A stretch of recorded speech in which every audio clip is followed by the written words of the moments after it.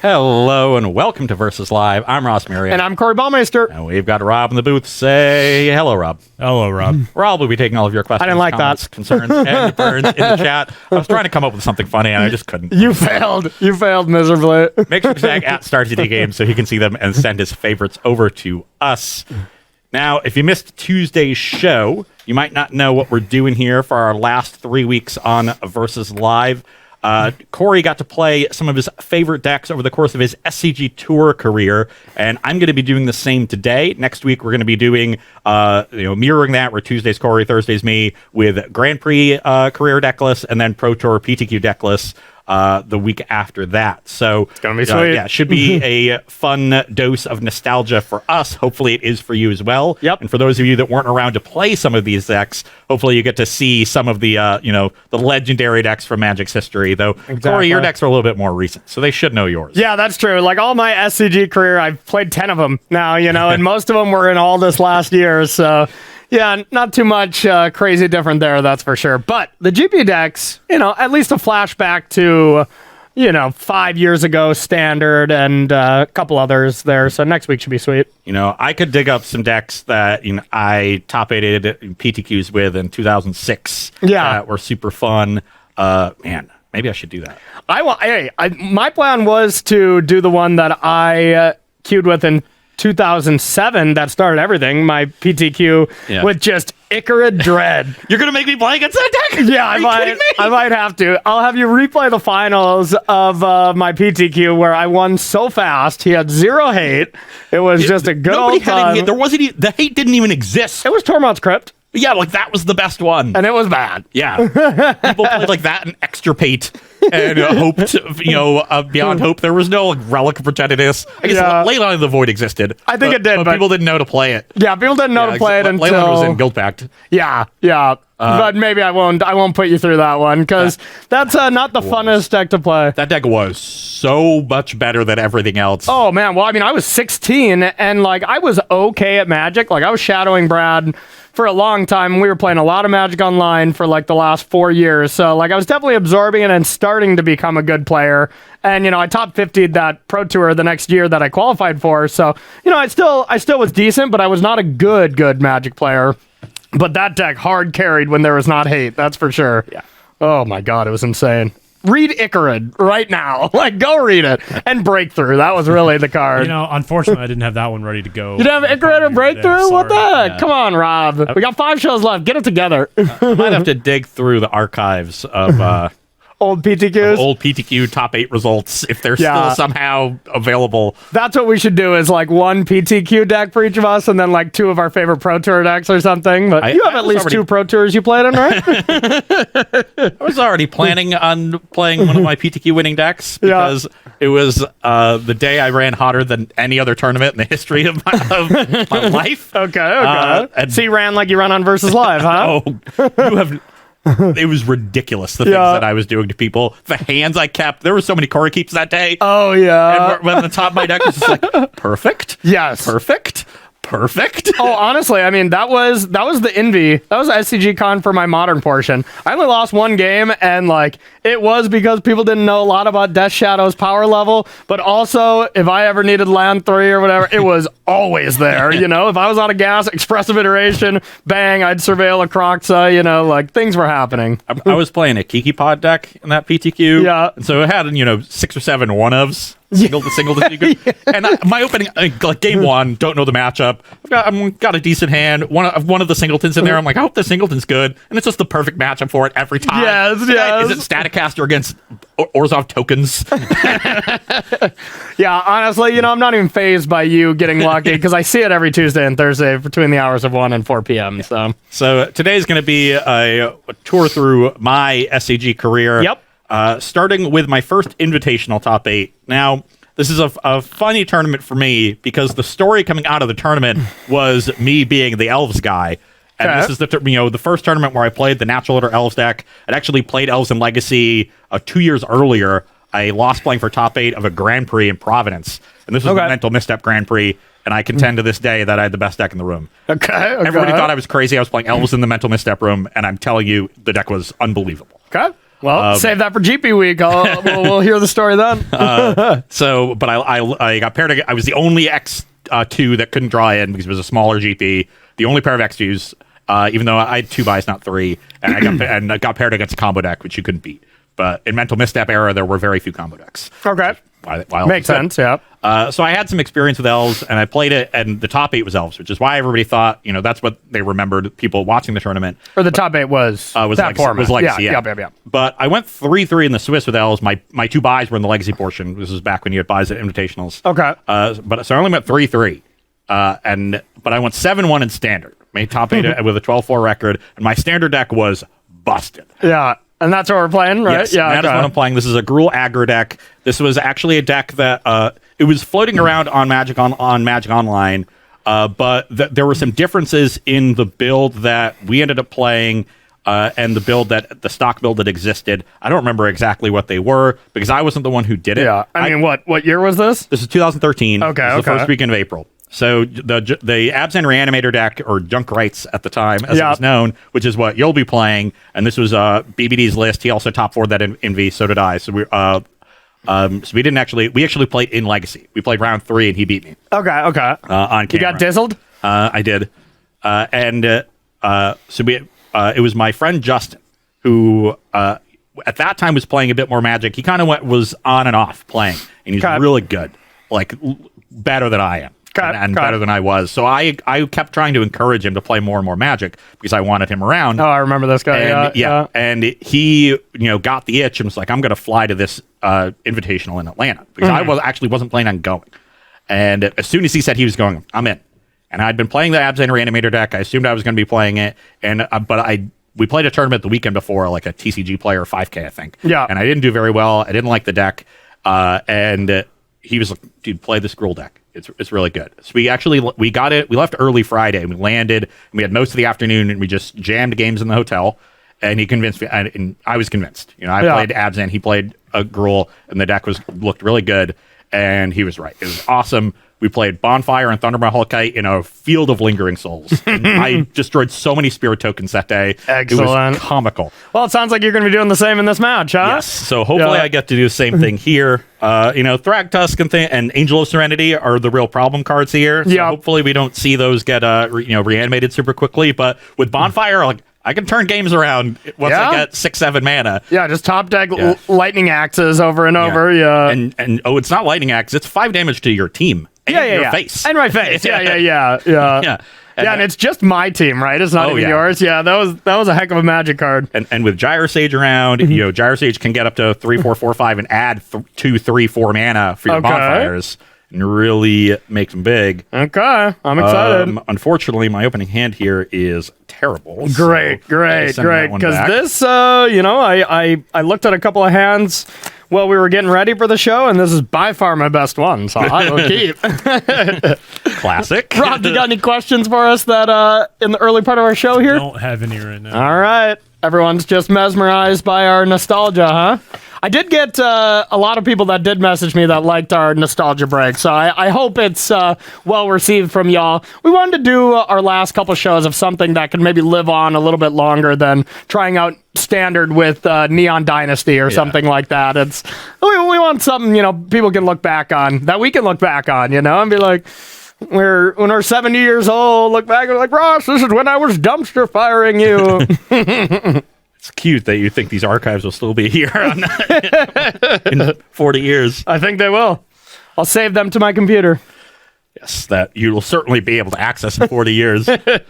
Computer technology is known for being very long-lasting. It'll be connected to our brains by then. We can just access it by thinking about it, Okay. I believe those are called memories, Corey. That's why I can never access them. There must be like a hard drive issue or something going on up there. So this hand is much better.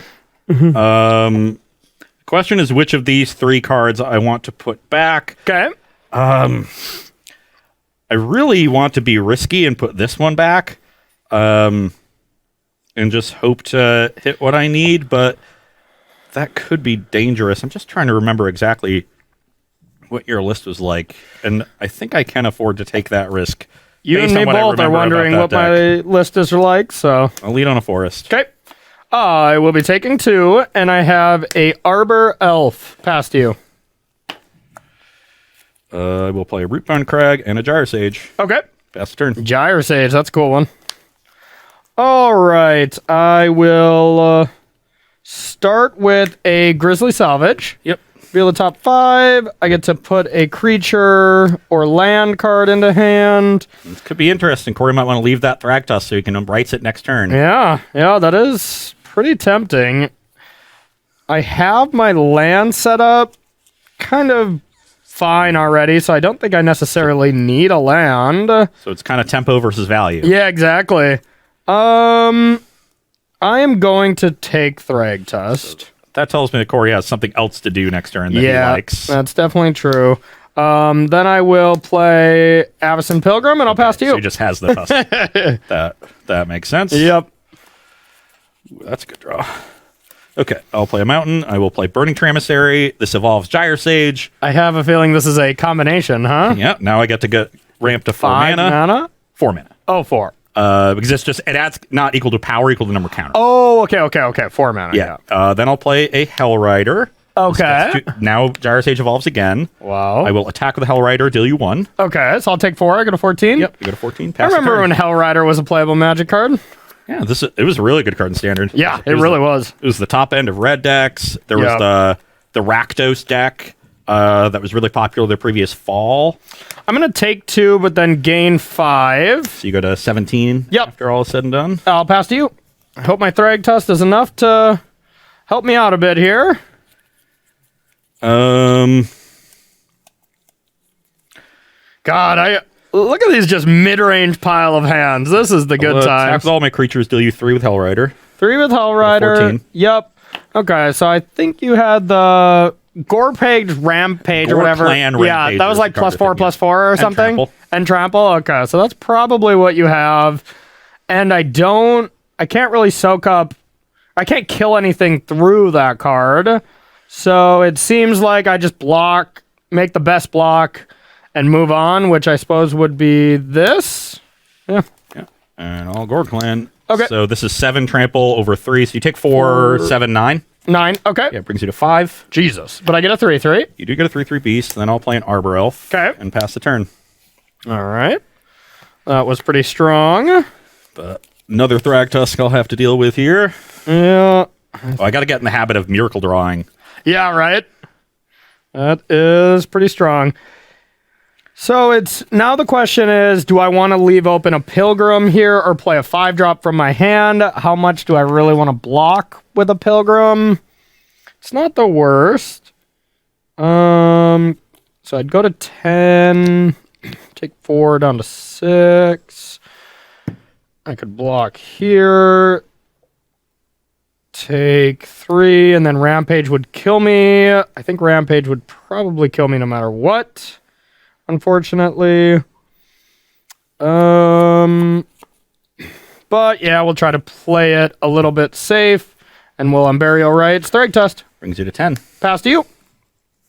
If I told you you were dead, would you be surprised? I mean, you only need 1 card to kill me, so... I'll play a mountain and a Hellrider and deal you 10 before blocks. Yeah. But Sounds even about if I right. needed to use the Arbor Elf, it's 8, and then you only have 3 blockers. So Yeah, and I definitely was going to get there in the long game here, but but yeah. An aggro deck winning through 2 Thragtusks on turn 3 and 4. That's pretty impressive. That's what this deck could do. It had, because Thragtusk was so powerful. Didn't have any Doom Blades in my deck or anything? I got some removal on the board, but you're Okay. mainly just trying to control the battlefield and Yeah, get that the makes Angel of sense. Serenity. That makes sense. It's probably a deck that's meant to beat aggro, Yeah. but maybe it wasn't refined towards this aggro deck in particular. So the thing was the aggro decks of the day I don't think went big enough often. Okay. And that's what you really needed to do against Thragtusk. Like you actually needed to sort of match it pound for pound. If you tried to go wide, there wasn't really the capability of doing that. So Hellrider, being Yeah, 5 life is a lot. Yeah. Yeah. Hellrider, Thundermaw, Hellkite, Rolfir, Silverheart were these cards that really let you go big. Yeah. Same with Bonfire, and that's one of the reasons that I think this deck was successful. There was a mono red deck. I believe it usually went up to Hellrider. Okay. But it's been a while, so. Yeah, who knows? But that deck looks sweet. All right, that does it for game 1. We're going to head to the sideboard. It's Ross Day. We're going to see if he can win with his favorite decks. Don't go anywhere. All right, everybody, welcome back to Sideboarding between Abzan Midrange and Gruul Aggro. From my end, I'm taking out these Lingering Souls, and I only played 3, huh? That's kind of weird.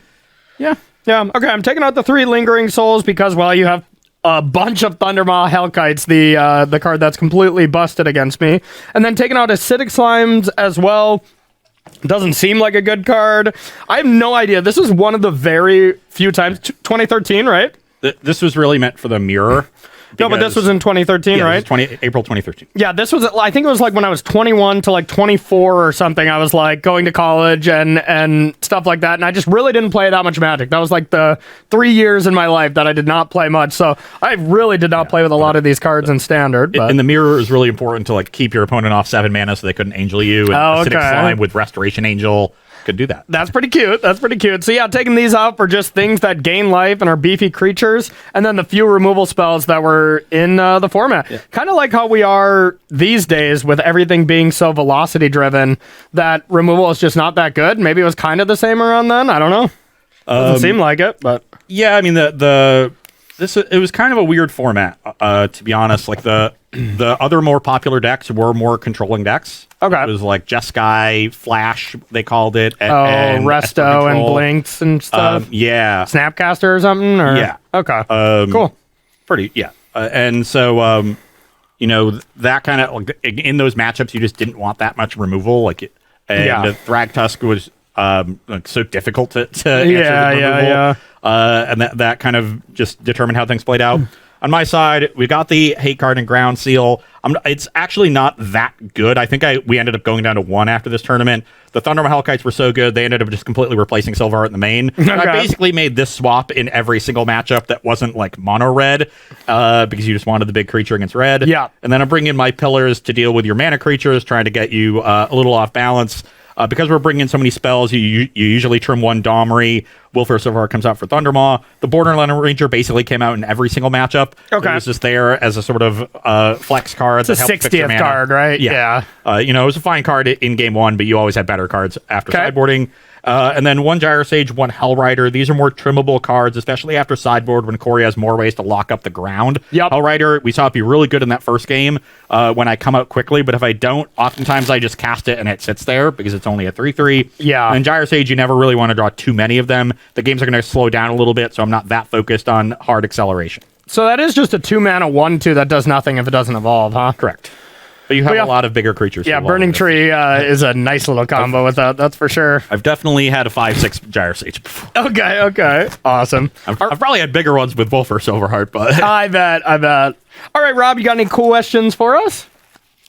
Yeah, we did have one question. Shouldn't you all be playing with the old Mulligan rules? Since you're playing old school decks? Oh, that's a good point. No. We totally could. No, we should. What was the old... You just go to 6, right? So this was... It's been so long, I forgot. At this time, it was just go to 6. The Scry was introduced at Pro Tour Magic Origins in Vancouver. Okay. And that was summer of 2015. So this was 2 years before that. Gotcha. And the next match is also before that. And the third match would be with Vancouver. Yeah. Okay, fair. Yeah, I remember being at London when the London Mulligan ruled, and that's what we still use, right? That's what it was called, right? Okay. Whereas this Mulligan rule is actually the Paris Mulligan rule. Ooh. At this time, that was introduced at Pro Tour Paris in 1997, I believe. Yeah. Before then, it was you could only mulligan if your hand was all lands or no lands. You just showed your opponent, shuffled, and redrew 7. I like that. But every other hand was a keep. Wow. This is what you do anyway, so... Yeah, that's true. So it was just card keeps before it was cool? Wow. I grew up in the wrong generation, let me tell you. All right, I'll keep. I will keep as well. I need a little help, but this hand can be great. I got a Pilgrim. Pass to you. I will go to 18 and play an Arbor Elf. Okay. Stomping Ground Arbor Elf was the dream start. Yeah, that makes sense. This is a decent play, so I'm going to take 2, but gain 3. So you're 21. Pass to you. Okay. Hit what I wanted there. Lucky. So I will play a Forest, I will play a Gyro Sage, and I'll untap the Stomping Ground and Pillar of Flame your Pilgrim. It's exiled, right? Yes. Okay. Pass the turn. Yeah, no more burial rights in that absence. Yeah. All right. Well, you could Hellrider me, so I'm already put in a spot where I don't really want to attack. Maybe that's bad. If I had better follow-ups, I'd be getting in there, but honestly, my hand needs a little bit of help, so I'm just going to pass. Okay, that's a cool one. I'll make green and play Burning Tree Emissary. Okay. So evolve the Gyro Sage. I now have green-red in pool. Okay. Then I'll tap these and play a Thundermaw Hellkite. Oh my god. Evolve the Gyro Sage and attack you for 5. And I'm dead. You're at 16. I'm at 16. You're up. I just can't kill that card. I'm just so dead. You All right. need to get to Angel of Serenity. I will play this and pass to you. Yeah, good point. That is like the only thing, huh? That's a heck of a magic card. Yeah. Let's get real. The 5-mana red flyers that have haste, they've all been busted. You know? Yeah. All of them. This Glorybringer. is the first one. That was the OG. Yeah. And then what? It was the pro white one. Then Stormbreath Dragon, then then Glorybringer, yeah. and then Goldspan Dragon. Yeah, and then yeah, they've just all been busted. Yeah. So I'll make 7 mana here and hardcast a Bonfire for 3. Sure. You go to 13, then I'll attack for 7. Sure. You're at 6. You enjoying yourself? Oh, yeah. I am drawing really well. I'll unburial rights this, and then I'm dead. You did 9. Right. You can live. You have to chump block. Okay. But I do have another haste creature. Burning Tree, Flint 4. Alrighty. Yeah, to be fair, my hand was like this, unburial rights, and I just needed help, and I did not get there. Mine was a 1-lander and needed help. And Wow. So you're carrying over your luck, huh? I did also run pretty hot in that turn. I will not lie. All right. A lot of Stomping Ground Arbor Elf turn 1s. Yeah, I suppose you take it for granted when, that's a duo we've had for so long. That was Yeah. one of the newer lands at that point, right? And because this Yeah. deck plays, Hellrider and Thundermaw Hellkite as double reds, Yeah. and you want mountains for Flinthoof Boar, there's only 12 turn 1 green sources for the Arbor Elf, which was a little low. Yeah. Back then, you didn't think about that kind of stuff. You know, you're just like, I'm playing it because that's what I have access to. There were definitely times that you had to be careful on your turn when you had turn 2 Gyro Sage, turn 3 Burning Tree, that you leave a red open so that your Burning Tree made second red so you could Hellrider. Okay. You definitely use Burning Tree to mana fix.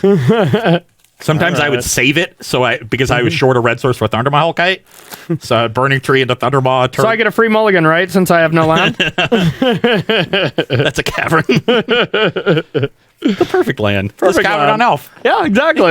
What could go Play your wrong? Arbor Elf. Pray that you're above a Overgrown Tomb. Exactly. Yeah. One of the reasons this Abzan color combination was so potent was actually because of Arbor Elf. So you had, especially early in the format, both Temple Garden and Overgrown Tomb were printed in Return to Ravnica. Okay. And so in the fall, that was the only 3-color combination that had 2 Shocklands and Arbor Elf untapped. Yeah. I actually built an Abzan tokens deck that my friend Mark won the week 2 open with. Okay. It ended up being like they built the Flash deck in the fall, and you could never beat that deck. But Sure. everybody was playing like this weird Miracles deck, and they could only win with Jace. So I just played Intangible Virtue to pump all my tokens. Their Jace +1 didn't do anything. Jace. Okay. Sever the Bloodline. So if they miracled out like 3 or 4 angels, you just killed them all. Fair. It was a weird deck, but it was really cool. Fair. All right. I'm on the mulligan to 6, and this hand is basically the same. And I'm wondering if I just want to try to get lucky. I think I'm gonna mull to 6 as well.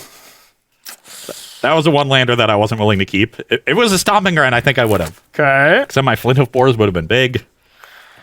I'm going to keep instead of going to 5, but it's awful. And if we don't get help, we're not going to be playing Magic, but here we are. If you're a Landlight, the deck has a lot of help for that. Yeah. Mulch can undo some mulligans. Oh, I'm Landlight, all right. Sounds like turn 1 land elf. Hope you don't pillar me. Something like that. Okay, mulligan to Pillar of Flame. Something like that. Please do. Please do. Okay. Well, this seems better. Pretty easy card to put back there. Elf. Go. Forest Arbor Elf. Okay. You're up. I'll attack for 1. 19. Your go. I will play a Domri. Okay. That's +1. Okay. It is not a creature. You can go. All right, we need it. Huh. Tilt. Godless Shrine. 18. I will kill this and then attack Domri. Domri to 2. Fast you. Well, that's awkward. Let's plus Domri. Hope to hit something. Okay. That is not a creature. Okay. Play Rootbound Crag and pass. All right, if I can top deck a forest here, I feel okay. I did not, and I'll attack Domri. Pass. Plus again. Okay. There's a creature. Okay. Clan Rampager. So if Corey draws a forest, he's not going to attack the Domri the Elves. He's probably going to do something. If he doesn't, then I'd rather just start attacking him. So I think I'm going to attack with this Hellrider. Okay. So deal 4. 16. 14. You shot. Oh, yeah. the Godless Yeah. Shrine. You're right. 14. You're up. Come on. Tilt. I'll kill Domri. Your go. I hate this deck. Ooh, second Hellrider. Attack you for 10. Okay. You're 4. Yep. Now I don't think a 4 saves you. Because you still can't Angel Serenity. Hooray. Yeah. Even if I guess if you go to 19, but like this makes it awkward, and I've got a bunch of gas left. These stupid ground seals that don't do anything. Yep, GG. Well, you want to play one more pity one, or Yeah. have you had enough beating up on this deck? Oh, this deck was so fun. That deck I is haven't sweet. gotten a Miracle of Bonfire yet. We'll play till I do that. Oh, okay. Until there's a miracle, huh? All right, Rob, you got any questions for us? Not right now. Okay. I remember, I've watched old coverage, and when I was playing Mono Blue Devotion, which was a year after this, with FASA, every turn you scry 1 on your upkeep. Yep. And I would always notice that I would have my deck like this, and I would look at the card and leave it on my deck. And I Yeah. have to think that was a direct result of me having spent the previous year only drawing like that, so I get to Miracle things. Yeah, you got to get used to miracle. That's for sure. I do not do that anymore. That's how I scry, actually. Like, I still just scry. I always like, my deck will be like this. I always just scry like that. And then if I'm thinking about it, I leave it like that, That's still how I scry, but. Yeah. Now I peel a little bit more of it, but it used to just be Miracle? No? All right. I'm destined to get a game here. Okay, obviously now we're having the opposite problem, but I'll still keep. This is a 1-lander with no acceleration, so I'll send that one back. Okay. This is a hand that can do things if I get a little lucky. Yeah, this does feel like a deck that's pretty sweet and, a little inconsistent at times, just like if you have the elves, sure, but if you don't have the payoff, kind of bad kind of thing, but... It was a very good deck against decks with removal in them. Yeah, that makes sense. And, against some of the creature decks, people... Like, there was mono red. There was eventually a Naya aggro deck, but that was a little bit later after this. With the 4/4 that channeled and stuff. Like, that was like a really big card at that time, right? Gorkmine is just a good magic card. Yeah. But the Naya deck was just played Avacyn's Pilgrim and Arbor Elf once they had Temple Garden as And like well. Knight of the Reliquary and stuff, or Didn't have Knight. That was like 2008. oh, okay. They played Boris Reckoner because they had so many dual lands. All their lands produced red or white. Sure. They were like playing turn 1 Elf. So just like almost a more powerful version of this deck, but a little bit slower. Okay. There was the Aristocrats deck. Or no, that was the next year, wasn't it? Was it? Or was that the previous year? Who cares? Doesn't They matter. all blend together. Doesn't matter. This was RTR. Yeah, this was Innistrad RTR. So it would have been Aristocrats. Your turn. So generally want to put the bonfires back into my deck. Yeah, good call. Bonfire from the graveyard or from the bottom. Yeah, I caught the Borderland Ranger, so I can't shuffle my deck. Ah, dang it. Yeah, there's no other way to do it, huh? Yeah, I think I'm gonna lead on my Arbor Elf. Okay. I'll go to 18. 18-0. You're up. That was a good draw. I'll attack. 17. I'll play another one, and I got the shrine. Pass to you. I will play Burning Tree Emissary, Flint Hoof Boar, Untap Stomping Ground, Pillar of Pilgrim. Not bad. Storm count 3. Pass the turn.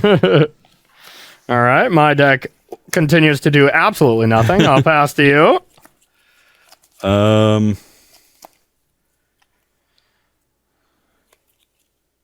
I will attack for 5. Okay. No blocks. Brings you to 15. 13. I took 2, yep. So we've got 13 to 17. Yep. I'll play a tap snob grounded pass. Okay.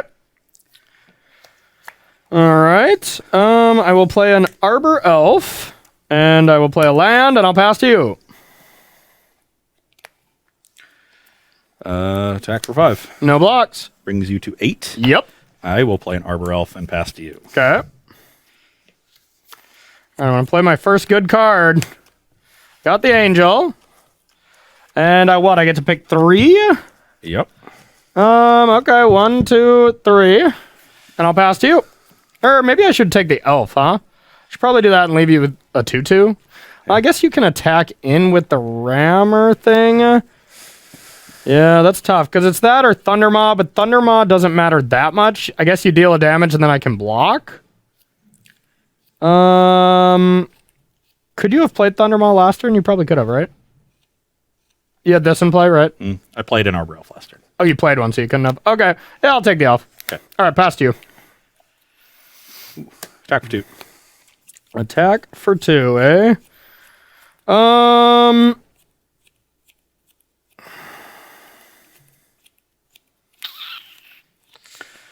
I'll take it. Okay, take 3. Okay. Down to 5. You're up. I will name Angel. And let's Grizzly Salvage. See if we can find something good. What we got? Those are good cards. I got Obsidat. Or I got Thragtusk. Definitely one of those two. And give Obsidat a read. I think feels like I just want the Thrag. Yeah, that drains, and then it's a 5/5, but I don't have to exile it. You generally do every turn. But then I can't block. Yeah, I'll take Thrag. Okay. And I will play this. You at a 10. 10, and I'll just say go. Being a little defensive here. Bonfire. Yeah, X equals 3. Okay. So you go to 7. Yep, and then I get a 3/3. Yep. Okay. Pass the turn. All right.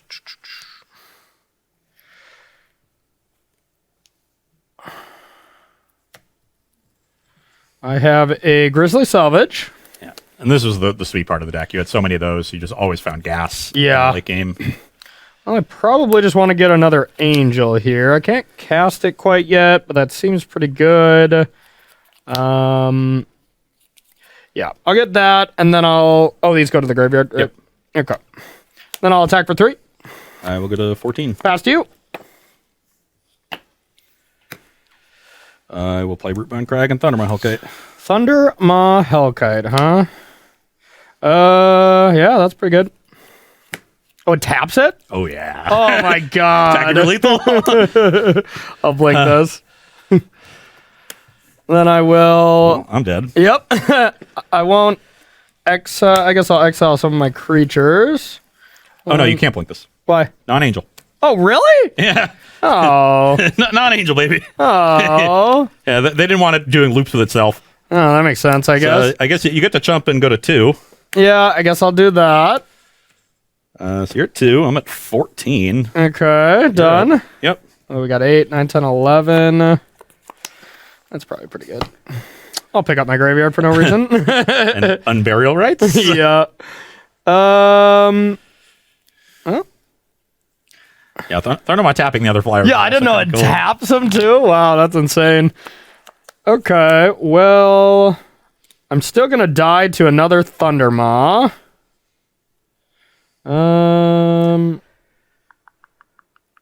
Just because of the tap clause, no matter what.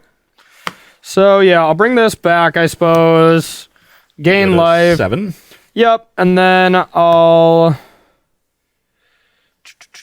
I wonder if I even... care to block? I'm at 7, so this would be with the Rampager plus, if you draw a land, that'd be plus 5. That'd be 10, take 6. Okay, I'll attack with these. I go to 6. Pass to you. You have it, don't you? You have that Hell Rider, don't you? Or that Hellkite? No, I have the Rampager. Okay. So I can draw another Thundermaw, another Rampager, or a Bonfire. Yep, I think so. I can beat... Or Pillar of Flame. Yep, Because then Pillar I Flame just does it. Rampager and send it upstairs. Yeah. I don't think Hellrider. Yeah, Hellrider definitely. Yeah, I think you're hitting it for sure, would be my guess. Nope. Hooray! So I'm at 6. All your creatures have 3 power. I can only produce 2 blockers, so I think I'm dead. Hooray! One the board! On the board! Excellent. All right, what do you want to do? It's Ross Day, so it's up to you. I'm 3-1. That's good enough. Let's Okay. move on. Cool. All right, everyone. That's going to do it for our Ross Nostalgia I got Day the as our Miracle Bonfire in SCG. that game, at least. You did, so that counts. It wasn't a great Miracle Bonfire, but We said we were going to do it until we miracled, Yeah. so that's fair. I got the Miracle Bonfire. Yeah, that seemed like a fun standard format. I agree, though, that deck would be much more my style. I really, around this time, I was much more of a fan of just aggro decks that had some game to them. You know, like green-white, Windbriss Heights, overrun style decks. Like, that was, like, my favorite type of decks at the time. Didn't really have a lot of card advantage. It just took advantage of the fact that people weren't playing a lot of removal because of this Abzan deck. Yeah. By playing really powerful threats that removal matched up well against. Yeah. But and it has some play to it. It's like, you know, when to block, like, is really tough Yeah. because of Rampager. You had Dominate. Dominate was like unbeatable. Yeah. Like the control decks weren't playing answers to it. Like, they didn't play Detention Sphere at all. So Yeah. if you just played turn 2 Dominate and got it underneath their counter wall, like they were dead. Why didn't people just unholy heat it? Like, that's so easy, you know? Killing Planeswalkers used to be a lot harder. It really did, that's for sure. All right, so Ross is 1-0, playing all his favorite SCG decks of his career. We're going to have something else here ready for round number 2, so don't go anywhere. We're going to take a short 5-minute break, and we'll be right back.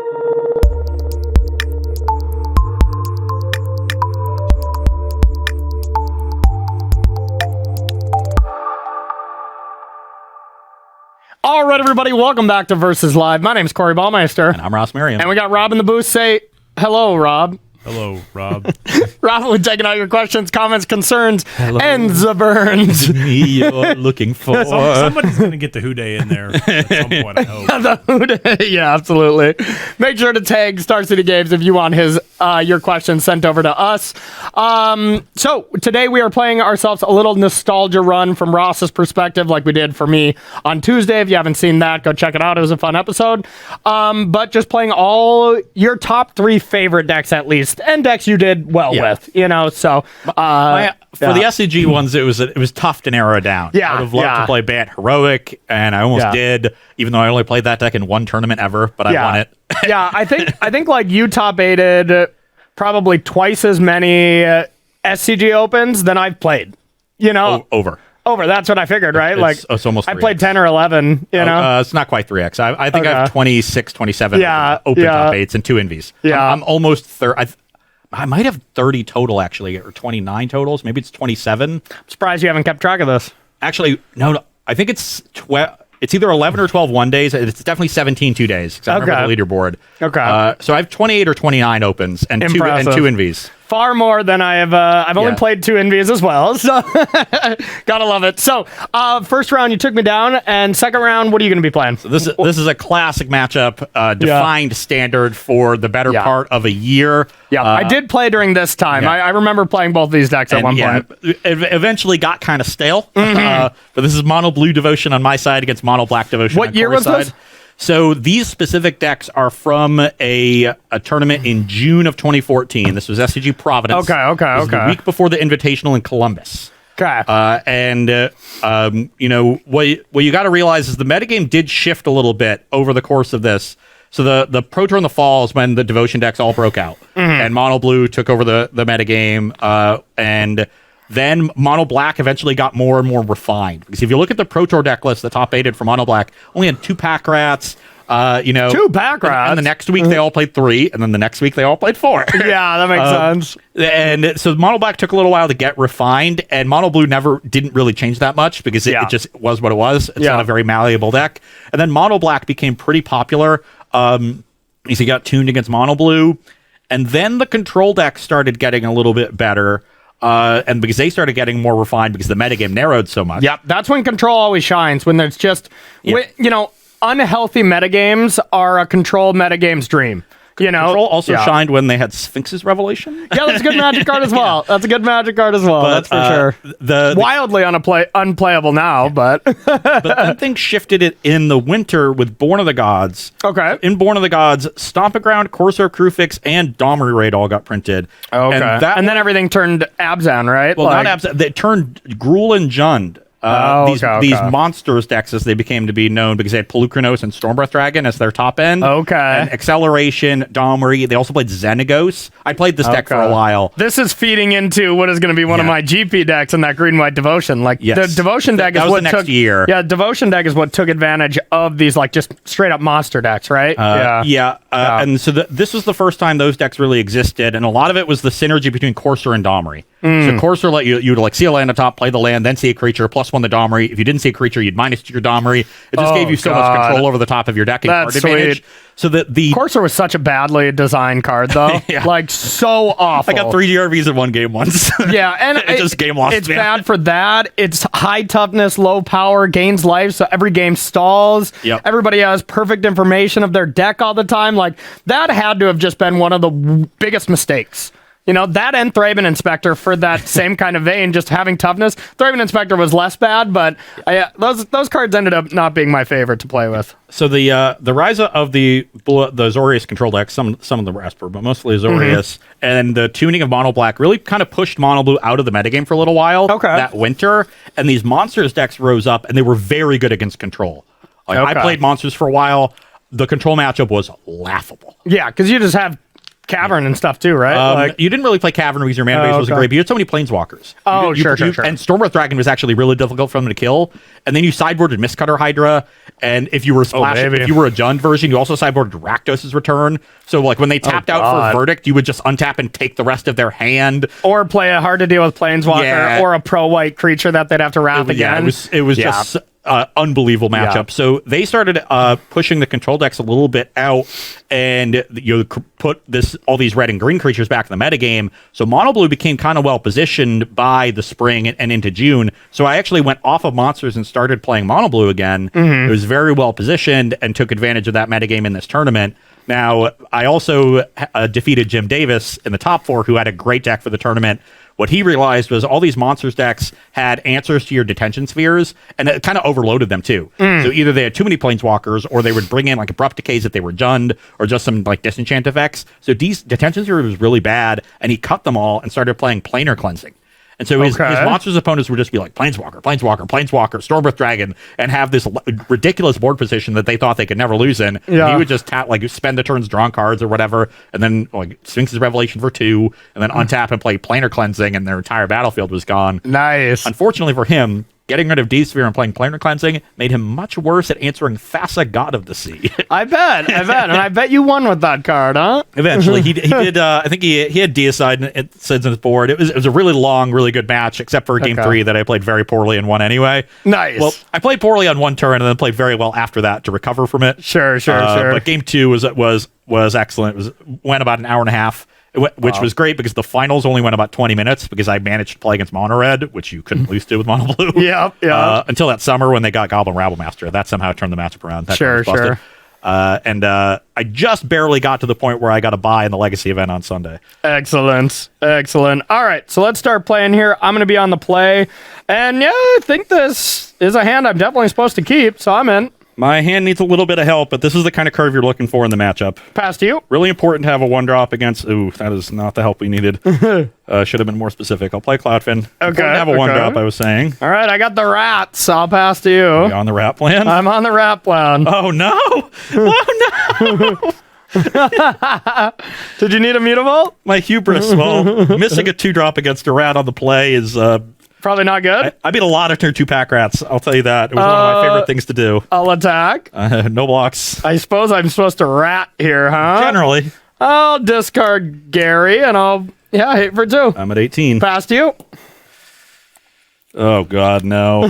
So I've got the Thassa, but it's not even a creature. It doesn't grow the raptor. I'll pass the turn. Okay. If I drew the blue and had 2 drop into Thassa, that's the ideal curve. Yeah. Just had 2 draws to a 19 outer. I wonder if I'm supposed to rat or if I'm supposed to play something You're else supposed here. to rat.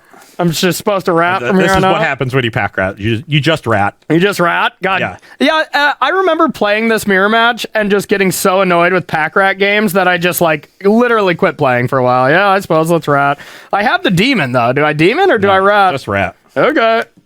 Pass to you. Take 6. The 12. Yep. Scry, here's the island, but it's too late. Very interactive format, Especially setting them up before Vor's next turn so my Frostburn doesn't check 1. huh? Sure. I can't turn on the Thassa. I'm just dead. All right.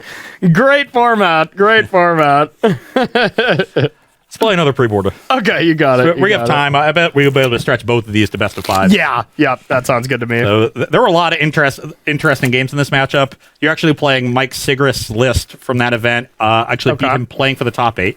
We had to play round 10. We were both 8-1. It was a 10-round one-dayer. It was very big. Wow. Like 450, 500 people. Yeah.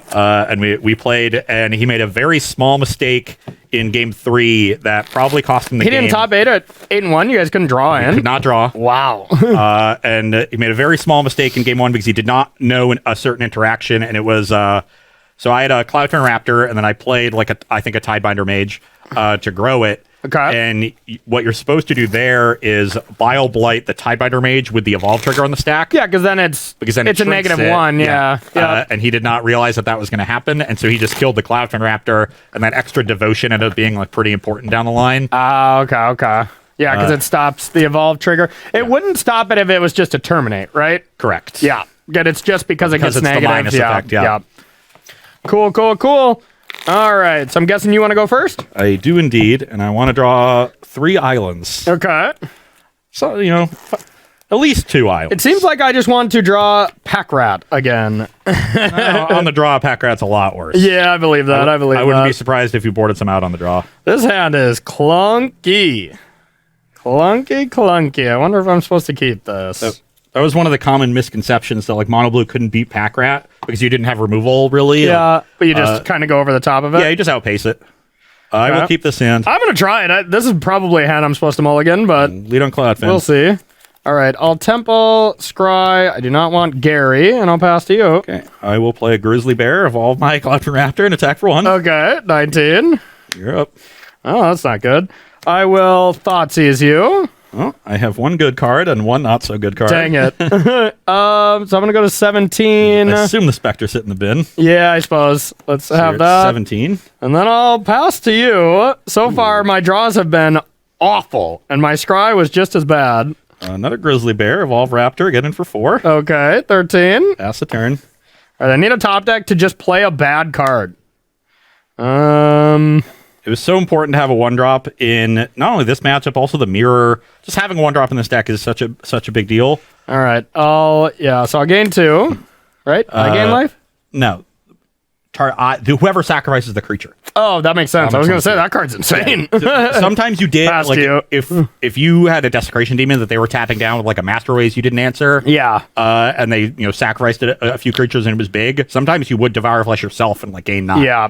Well, I kept a 2-lander with a temple, and I have not seen a land. Well, I've also not drawn well. Play an island, attack for 4. Okay, 9. Pass the turn. All right, we need a land.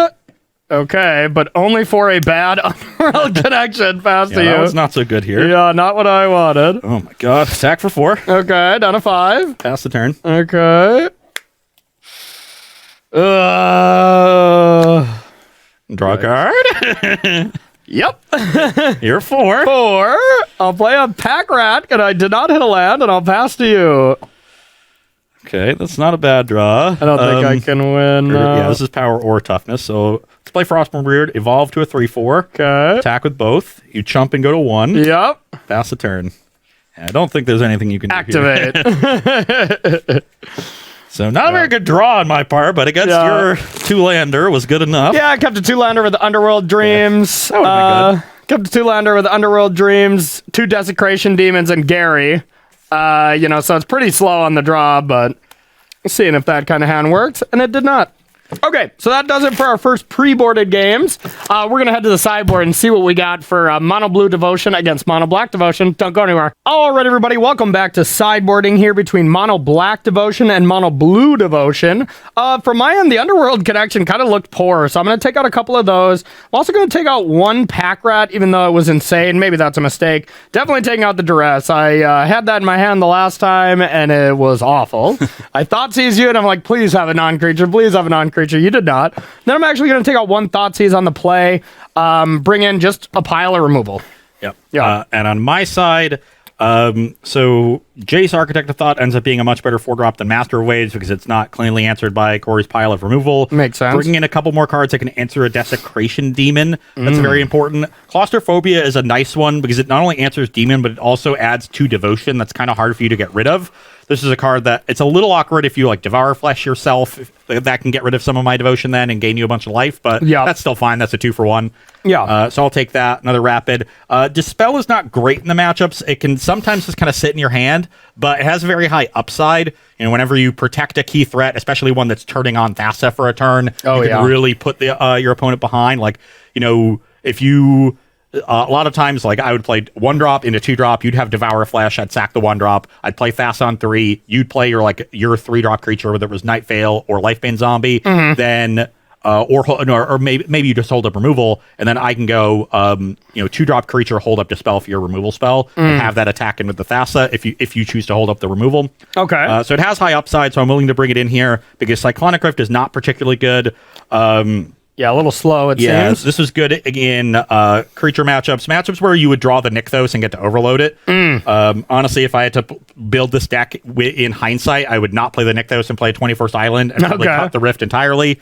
Also, in hindsight, I would probably cut these Halls. I was a little at the time enamored with the idea of having Hall on blue, and then your Master of Waves was sort of unanswerable. Yeah. But when you took the time to play Hall, then your Master wasn't making as many tokens, and you needed to draw them both, and you would usually be wanting to cut some Masters in removal-heavy matchups anyway, and the Anthems aren't as good in removal-heavy matchups because you're killing all of my creatures. Makes sense. It ends up just not playing out in practice as well as it sounds in theory. Yep. So I'm sure at the time I was leaving more of these in. I actually used to cut Biden on the draw, which I think was fine, but given the way my deck is built, I'm going to leave it in. I think that card is very overrated in the matchup in general. But really just trying to give a little bit more card advantage against your removal, a little more answers to your problematic threats, which is mainly Desecration Demon, and then the high upside card in Dispel. I always hated this card because I am extremely claustrophobic. Like, that is like my worst nightmare, is to be just even stuck in an elevator or something. So I always hated the art on that card because I just put myself into that scenario and I'm like, wow, would be the worst. All right, Rob, you got any questions for us while we shuffle up for our third game? I don't have any right now. All right, empty queue. If anyone wants any questions asked. You getting excited for Philly? I like my deck. Yeah. You're just playing Modern, right? Yeah. Cool. I will say some people were enjoying Raw's story time, so, That's good. That's good. I mean, that is what these last 6 shows are all about, is nostalgia from each of our perspectives throughout our career and stuff, and then also recreate it a little bit and see how these decks fare. All right, this hand is a keeper here. Nothing amazing, but I think we have a plan. A plan? A plan. A man, a plan, a canal, Panama. Yeah, sure. It's a famous palindrome. Okay, sure. Yeah, my hand sucks. Okay. 5 lands Tide Binder Major Rapid hybridization. Okay. Real strong. I was trying to convince myself to keep it because Corey's playing Thoughtseize, but that's just not good enough. You got to get ahead in this matchup. Yeah. The key thing that I think the better mono black players realized is that they actually needed to be aggressive. And they did. They played Lifebane Zombie instead of Nightfell Spectre because it was harder to block. Yep. And an early unanswered Desecration Demon would just race me and force me to start sacrificing the creatures. Lifebane Zombie is a messed up Magic card. It really was at that time too. Yeah, and they actually started playing it mainly because of the rise of monsters, and they kind of realized that it made them better against Mono Blue too. Yeah, no, makes sense. Sort of incidental because Night Veil Spectre seems like, it can check their Night Veils, block flyers, and if it connects, you can hit their Night Veil Spectres off of it, and or it's pretty easy to hit like one island. They would play all Temple of Deceits when Mono Blue's popular, as their temples of choice. Love it. Things like that. But I actually did somebody dirty. I think it was this weekend. I drew my Nykthos and had 2 Night Veil Spectres and hit one of theirs.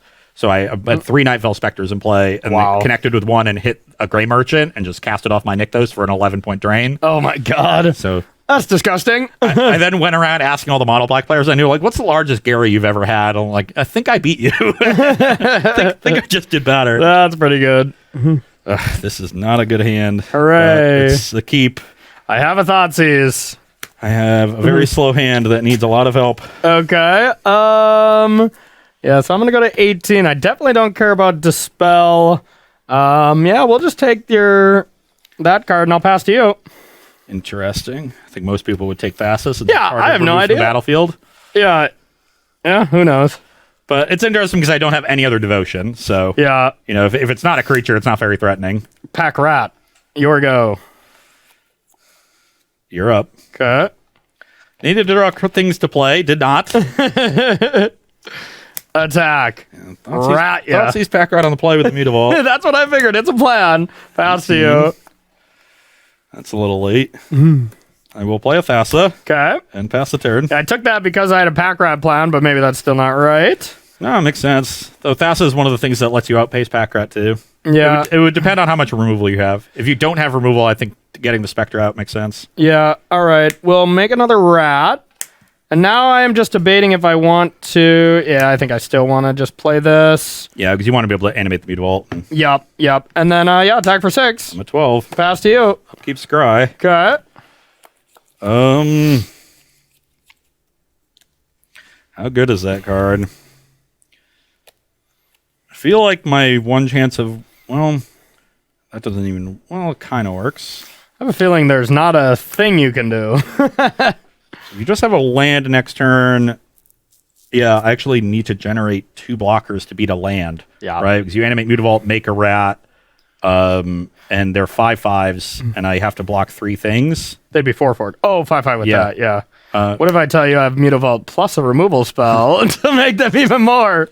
Well, the removal spell is not very good against my threat. The Master of Waves and that get makes sense, yeah. 2. But I'm gonna have to block with all 3 of them. Yeah, I just can't win. Yeah. Because even I just Mutavault discard, I can make them 6/6, right? So you just have to block all of them. Yeah. I promise you, Pack Rat's not that good. The matchup. Yeah. When my draw is heinous, it is very good. That is definitely one thing Pack Rat was good at. Was punishing stumbling. Yeah. I'm typically the Ross thing, right? Oh no, the card's terrible in the matchup. Just beat 2. Exactly.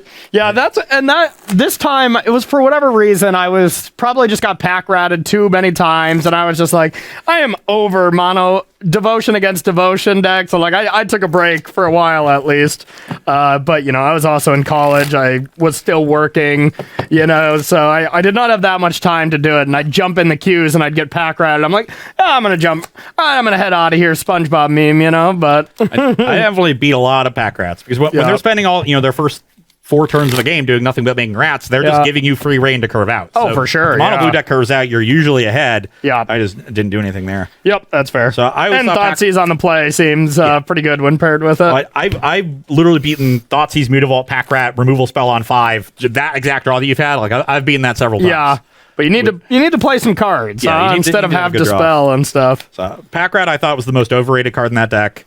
It was not overrated and limited. It was virtually unbeatable. Yeah, I believe that. Which brings me to another story time. I was at had it in Pack Rat? I was at a virtual qualifier in Burlington, Vermont. Okay. And I did not do very well. And so I was up there with some of the mass grinders. And so we did a 3v3 team draft. There was certainly no money involved. No. Yeah. No, that would be against. It was a casual draft. Yes, a very casual draft. And so we're playing this team draft, and it is 4-4, and the 9th match is me against Adam Snook. Yeah. And I'm playing a very good Selesnya deck, and he is playing a deck that had a Pack Rat in it. Okay. And we go to game 3. He is on the play, and he played turn 2 Pack Rat on the play. I did not remove it, and I just won the game. And he still won. Okay.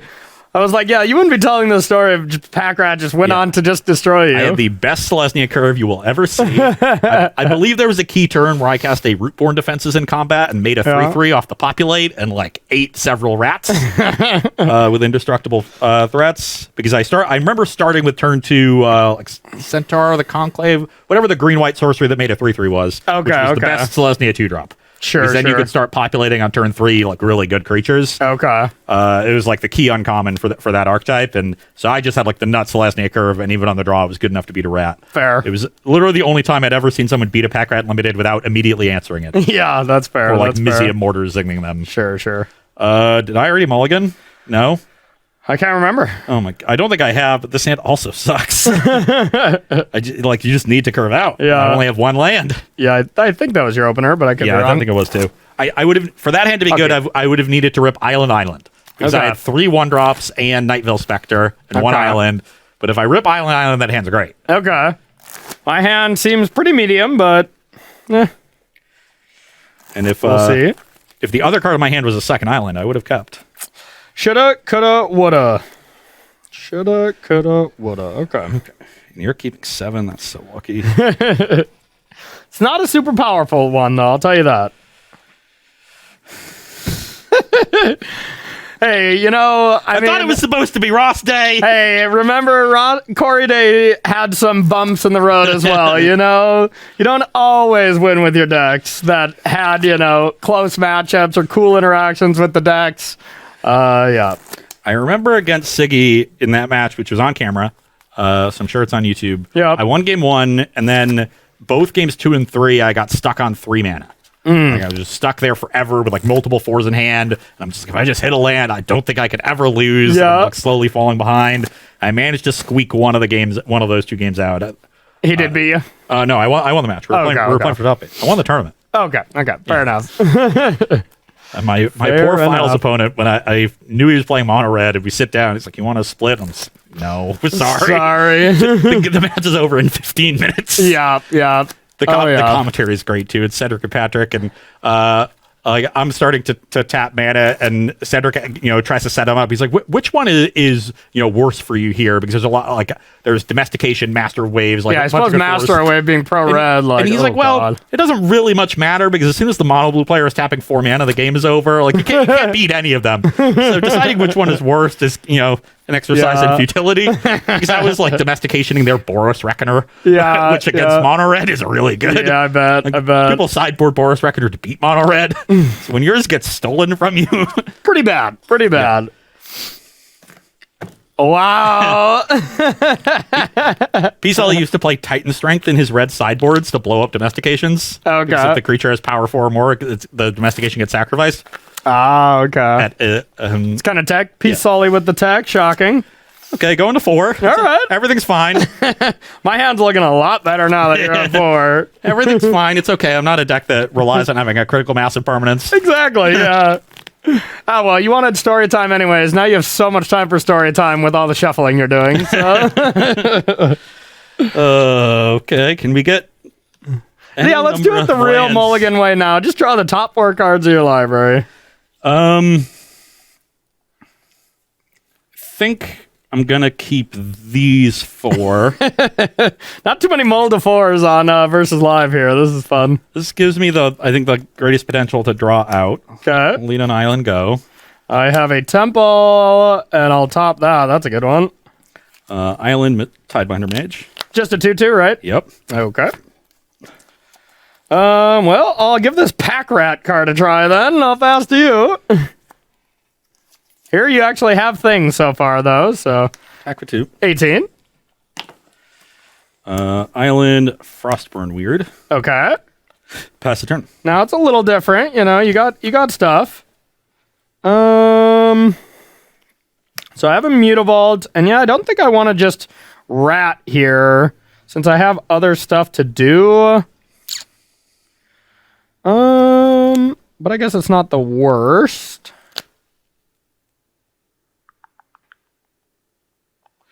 I'll just pass to you. I can't attack anyway, so I'll just figure out what I want to do on your turn. It's nice that I can just discard a card, block with a rat here at least.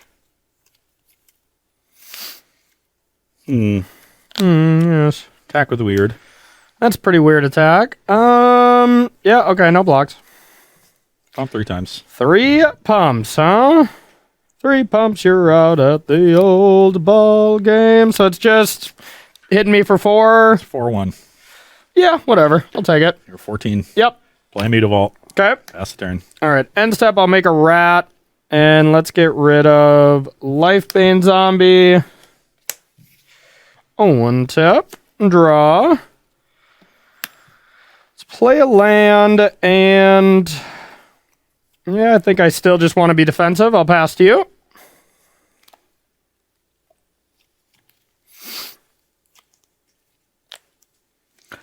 Judge is familiar. Counters a spell unless I pay 1 if you sack, right? Instant or sorcery spell. Okay. Yeah, that's fine. Pass the turn. Land go, eh? All right. Well, I will end step, make a rat. Needed to draw a Thassa here and have not done it. Yeah, that makes sense. All right. I'll play Or a mutable. draw Master and pray you don't have an answer to it, which is Pretty slim, huh? yeah, unlikely. I think I can safely attack with 2 of them.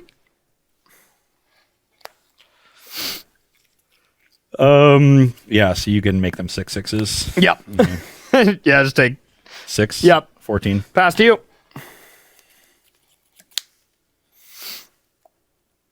And I'm dead. Yeah. My hand was pretty controlling in the first place, but yeah, no reason to play removal. So far, I think Pack Rat's pretty easy to deal with. Ross Day is going to be just torturing for Ross here. At least match 2. Match 1, you did your thing. Losing this matchup would not have been, the end of the world. Yeah. Losing it to Pack Rat on turn 2 over and over again. Is maddening. Is maddening because I think everybody that's watching has had some flashbacks where you just see Pack Rat, you look up, like even in like Pioneer Inverter, right? Wasn't that like the juke that people did in the sideboard plan? Sometimes. Yeah, I know when we won Richmond, that's what Pete was doing to people like all game 2. There was there's a brief time in Modern where Golgari decks were playing it against Pod, and so they would just play Pack Rat on turn 2. That's another card I never played against or with. Yeah. Pod. They would generally the Pod deck was favored in those mid-range matchups because you just had so much inherent card advantage, and they couldn't use their removal spells just to play the attrition game because they had to play around the combo. Yep. So you would just lean on them with the combo enough to grind them out. Okay. But then they started sideboarding a couple Pack Rats, and they would just leave up all their interaction. If they needed to interact, they would. Otherwise, they'd just make a rat token. They would eventually just overwhelm your board, and your card advantage didn't really matter because their board got too out of hand. Makes sense. That was annoying. Yeah. I didn't like that so much. So we didn't have any like Deputy of Detentions back then. I was playing Orzhov Pontiff, and Pack Rat quickly outpaced Orzhov Pontiff and Murderous Redcap. Orzhov Pontiff was a cool card, but yeah, definitely got outpaced real quick. It was Orzhov Pontiff, Murderous Redcap, and Shriekmaw. None of which were particularly good against Pack Rat. Not really. No. Not good at all. Also, Shriekmaw, not particularly good against Affinity. So the fact that I accidentally left it in once, and then mulligan to 6, and then drew it as my first card. Sounds like a Rex Sage type moment for you, huh?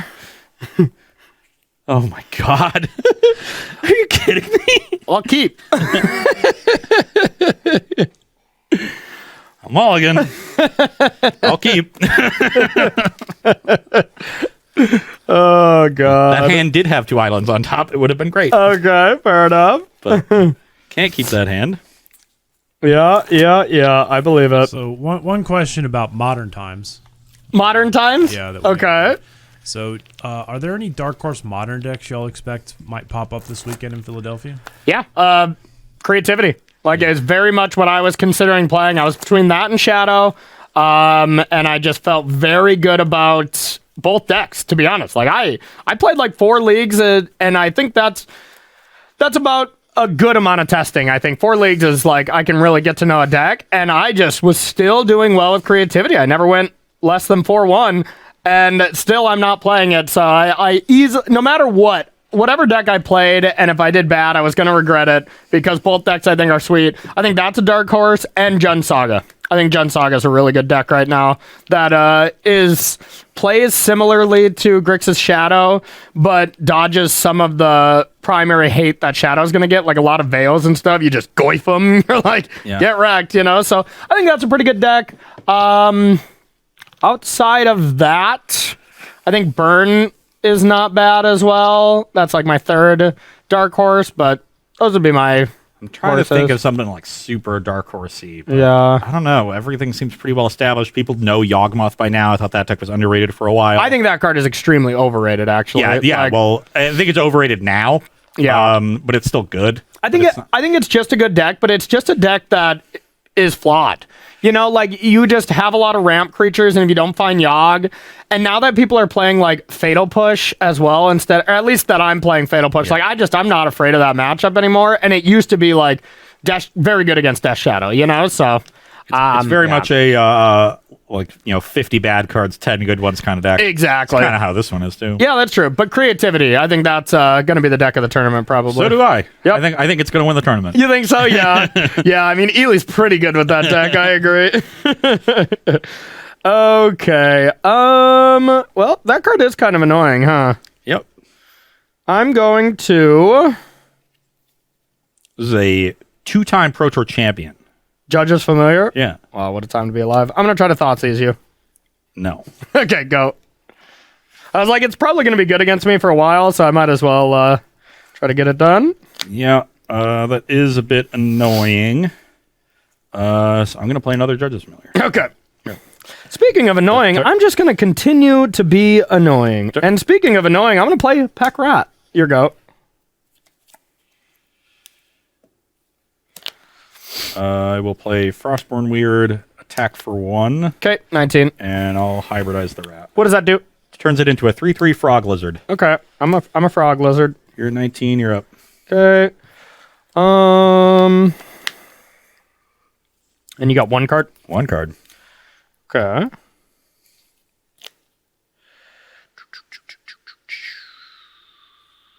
Tough choice here, actually.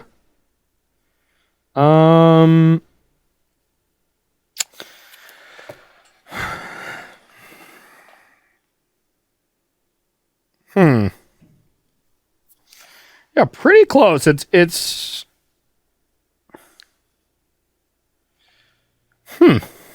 like to phone a friend. Like to phone you and let me know what your hand is so I can play around it. So you can't actually pump and get this out. Like, this will trade, or yours, or they'll both live no matter what. Correct. Right? Yeah. So I'm not worried about that attacking, so I might as well make the best proactive play here. And I think that is a tapped land. I'll put this on the bottom and I'll pass to you. I will play an island. Okay. I will play a Master of Waves. I'll respond with a Devour Flesh. I will let Devour Flesh resolve and sacrifice Judges Familiar to it. Gain 1, go to 21. Yep. You didn't get us any 2/1 elementals, or did? I think they're right here. Nope. No. I could have brought some in. I get 3 of them. Okay. All right, +1. But they die if this dies? Yeah. Okay. They're 1/0s that get +1/+1 from the Master. Okay. That is a cool card. Yeah. Yeah. Okay, I got 3 2/1s. Okay. And that's all it does, right? Yeah. Okay. As per red. Okay. I got a Mutavault, and like, this is just holding back everything. So I don't care to really do too much about it. I'm just gonna play a demon. Pass to you. Beginning of combat on my turn. Would you like to do anything? You did have to announce that. Really? Yes, it was very annoying. That does sound annoying. Yeah, you could rack up some penalties. Yeah. It's like the arena championship where you had to announce that you were going to play a wilderness reclamation, because then right when you went to combat, or right when you went to end step. Yep. Yeah. I won't sack the demon, and I'll pass the turn. Okay.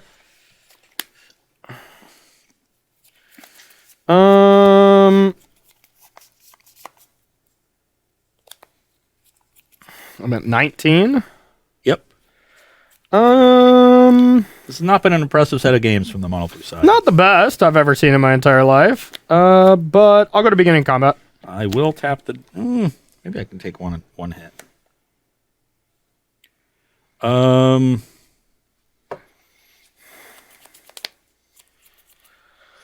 Yeah, I'll let you do it. Yeah, I don't even think I want to attack. Just want to make sure I play defense. I know you probably don't have that much removal to get through, but if you like top deck another one, then you can attack with a lot of stuff. Probably can do that anyway. So I'll move past combat and I'll play Underworld Connection. I'll pay a life, draw a card because I wanted to hit a land. 18. I'll pass to you. I would like to draw either Master Waves #2 or Thassa, God of the Sea. Yep. I can imagine. So you want to draw your 4-drops in your top audit 4-drops deck? That was a good draw. Okay. I will play Tidebinder Mage and tap down the Frog Lizard. Oh, because it's green, right? Yep. And it doesn't untap or something? Yeah, as long as Tidebinder is in play, it doesn't untap. Beginning combat, I bet I'm getting a token. I will sack an Elemental and attack for 7, 8, pump twice, 10. Okay, all right. Brings you to 8. Not great. Pass the turn. Yeah, that's one of the reasons Rapid was so good in this deck, because you had Tidebinder Mage to lock down the token. Yeah, that makes sense. Okay. One of the things I regret, I only had 2 in my main, 1 on the board. There should have just been 4 in the main. Rapid was so good in this deck. That good, huh? You can also Rapid your own creatures in response to removal. Seems good. I played Pognify in times for our block constructed. I know all the tricks. All right, I'm going to Heroes Downfall Master. I don't like that. Yep. Why is that? Oh, it stays tapped? Yeah. Oh, okay. So as long as Tidebinder Mage is in play. Okay, then I will move to beginning combat. That's fine. Pass. Can always do it on my turn. If Corey wants to attack, I'm very happy to let him. I imagine. Hopefully I draw another Master Waves. I hope you don't. I did draw a Nightville Spectre. Okay. That will evolve the Cloudfin Raptor. Okay. And go to beginning of combat. Yep. Tap it. Attack. Pump. So this is for 6. Okay. I'll Bioblight that. Take 4. Yep, down to 4. Pass the turn. I like that exchange. Oh, just forever, huh? Yes. Oh, okay. As I've said 3 times now. Okay. As long as Tidebinder Mage is in play. I don't play with these cards. Shut up. Okay. I will pass the turn. I will play Nightville Spectre. Okay. Pass the turn. All right. I think I'm going to come up a little bit short here. End step, I'll drop. You go to 3. Yep. Oh, I think you're going to come up a lot short. And then I'll Heroes. Yeah, we'll take the Spectre. I don't even know what that card does, to be honest, but... When it connects with an opponent, you exile a top card of their library, and you can cast that card as long as the Spectre's in play. Gary! So you go to 9, I go to 15. Yep. And beginning combat. This one I might want to attack with. I don't think there's a way you can kill me, so yep. Yeah, I'm at 7. Pass to you. And is this other Gary good? Another land is not going to do it. I do like the kind of pinch that this puts you in when you want to get aggressive and then have a removal. Like, you really had to play around that. And it's like, if you don't do it, then I just get to draw. Like, that's a nice little alternative where it almost doesn't matter, right? Yeah. Like, you're going to be wrong most of the time, no matter what, unless you just have the mindset, like, I'm going all in.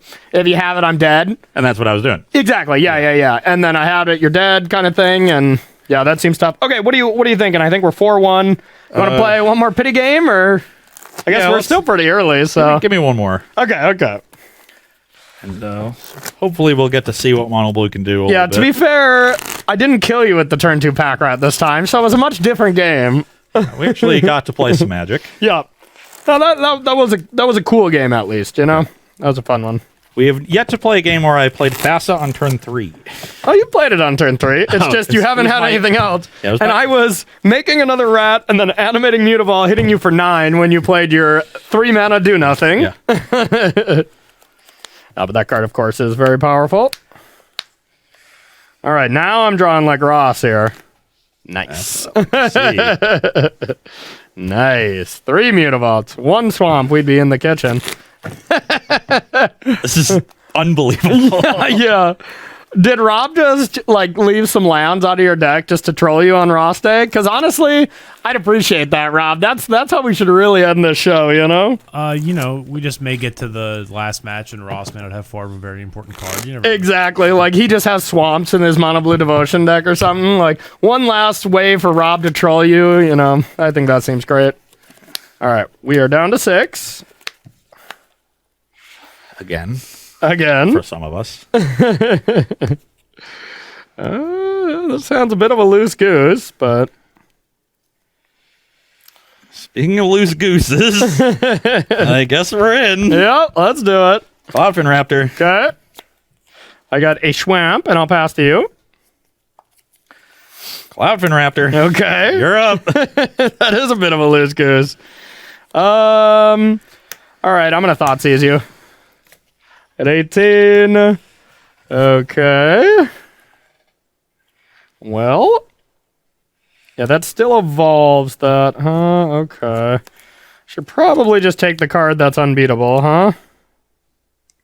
Yeah, we'll take that. And then I'll pass to you.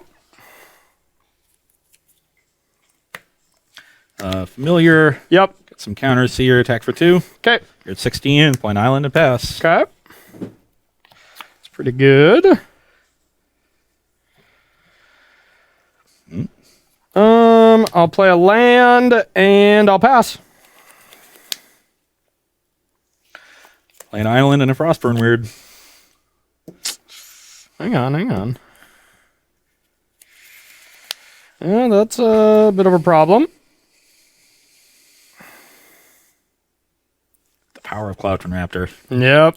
One of the best commons in that limited format. Cloudfin Raptor. Yeah. Most people didn't like the Cynic Evolve deck. I did. It was just you had to draft it very low curved and take Cloudfin Raptor over everything. Yeah. But if the deck didn't come together, it was not very good. But when it did, Cynic was awesome. Well, this is just gonna get countered, but I still think I have to deal with one of these Cloud Raptors. Well, I guess you can sack there. Let's see. All my cards are bad now.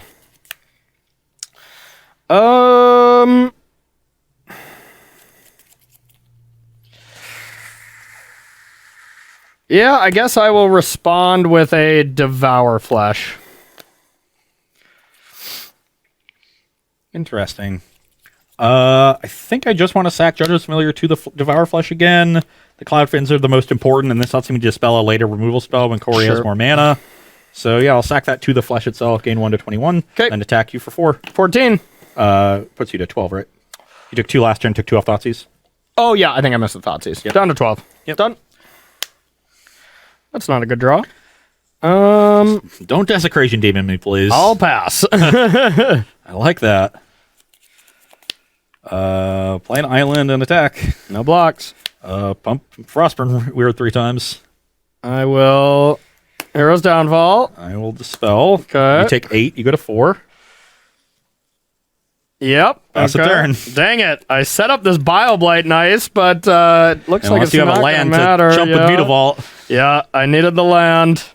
But yeah, I had Drown too, so I was setting it up in such a way where I could try to blow you out with Drown, but the Dispel got me. All right, I'm going to make an executive decision that Ross gets 5 wins for that one. Just 5 wins for that? Sure, yeah. Excellent. So that gets us to 6-4. And all right, marbles are mine. We want to move to the next one? I guess. Okay. We've got a lot of time, but... Yeah. And the games in that matchup are also fast. I love that all your decks are just degenerate aggro decks. All mine are these sweet, like, mid-range piles that have long games and stuff. I love that we are seeing the very big difference between our decks. I was playing Azorius Control, Jund Dinos, which is pretty fast, and then, what was my last deck? Oh, yeah, and Simic Oko. I guess you can tell we have very different style of decks, but also, won our fair share, I guess I should have picked one matchup against a slow deck. Like, we could have played against Azorius Control here, but I wanted the iconic Black Devotion, and sometimes his games did go long. We just didn't really see them. see the games play out that way. Same with Gruul versus Rights. We didn't see a lot of those go long, but maybe all Ross's days for every single one, we're just gonna end at about 310. It's just like we can't play anymore with these decks. Like, well, we do have plenty of time, so why don't we take a question or two if we have one? That sounds good. Please tell me we have one. Uh-oh. They want you to just grab your personal decks and play those, but I don't have my deck put together yet. Oh, I definitely do. Absolutely. I'll play the Shadow of Death. Oh, here's a question I like. When do we get Rob Day? Rob Day. That's true. Rob. I gotta say, my PPTQ top 8 decks. We'll have to get Amonkhet limited decks together. Honestly, Rob, we should give you one match. I mean, come on. Would you play one all direct or something? Oh yeah, that'd be. There's no way that could go wrong. Okay, I like that. Yeah, we'll just have to get Dan in here to direct while we do that. I can click a button. There's got to be a "Be Right Back" sign that I click over there. Can't be that hard. Dog fishing. Yeah. You should direct a stream. I'm sure this is. No, just a match. Just a match. Yeah, so if it's really bad, then it's play fine. some sort of Primeval Titan deck. And yeah, I think that'd be great. See how it goes. But all right. Well, we are gonna take a short 5-minute break, and we'll take a 20-minute break. Yeah, absolutely. We're gonna take a 5-minute break, and we'll be right back with Ross Day here for his third SCG successful deck. So don't go anywhere. We'll be right back.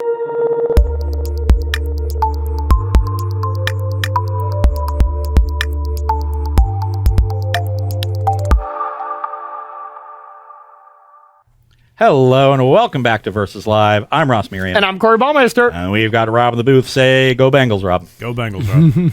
Notably, go is spelled Geaux. Yeah. Yeah. Because Joe Burrow went to LSU, and they say go Tigers spelled that way because they were French. Okay. The more Rob, you know. Yes, Rob will be taking all of your questions, comments, concerns, and burns in the chat. Also, we will take any news you have from the NBA trade deadline, particularly news involving the Utah Jazz. Rest in peace, Joe Ingles. Yeah, I was gonna say. I did actually have a question about that. Yeah. He's going to re-sign with Utah in the offseason. I was going to say at first, it went from you can't leave him to don't leave us. He's literally not. He's not even going to Portland. Oh, really? They're not going to make him report. He's going to rehab in Utah, not move anyone. Why do you even trade? Because they wanted to free up cap space. Oh, okay. Portland has made a bunch of weird moves that look weird because it's not really helping their roster immediately, but what it's doing is opening up a ton of cap space so they can hopefully get a big free agent. Okay. Over the summer. Now, Portland doesn't have a good track record of ever doing that, but they do have Dame there, so maybe Dame can do some recruiting, and then they can figure it out from there. So that they got Ingles is on an expiring contract, and he's never going to play games. I was kidding. I actually don't care. And he can just resign with Utah in the offseason. Okay. He's literally not going to leave Utah. But someone in chat asked the question. It's not just for you, Corey. Yeah. Okay, that's fair. Yeah, if it's a chat question, then there you go. Knock yourself out. He's also probably going to buy season tickets for the rest of the year because he can't go to the locker room at all as technically a member of the Blazers. They got to just hook him up with some season tickets. Get season tickets and be right behind the bench. Yeah, he's just going to be season tickets, wearing sunglasses, slamming some beers and stuff. Yeah, he'll be having a good time. Yeah. All right, so what's our matchup now? This is perhaps, at this point, probably the deck I'm most well known for over the years. Is it Phoenix? So. Yeah, this is my winning list from SCG Baltimore.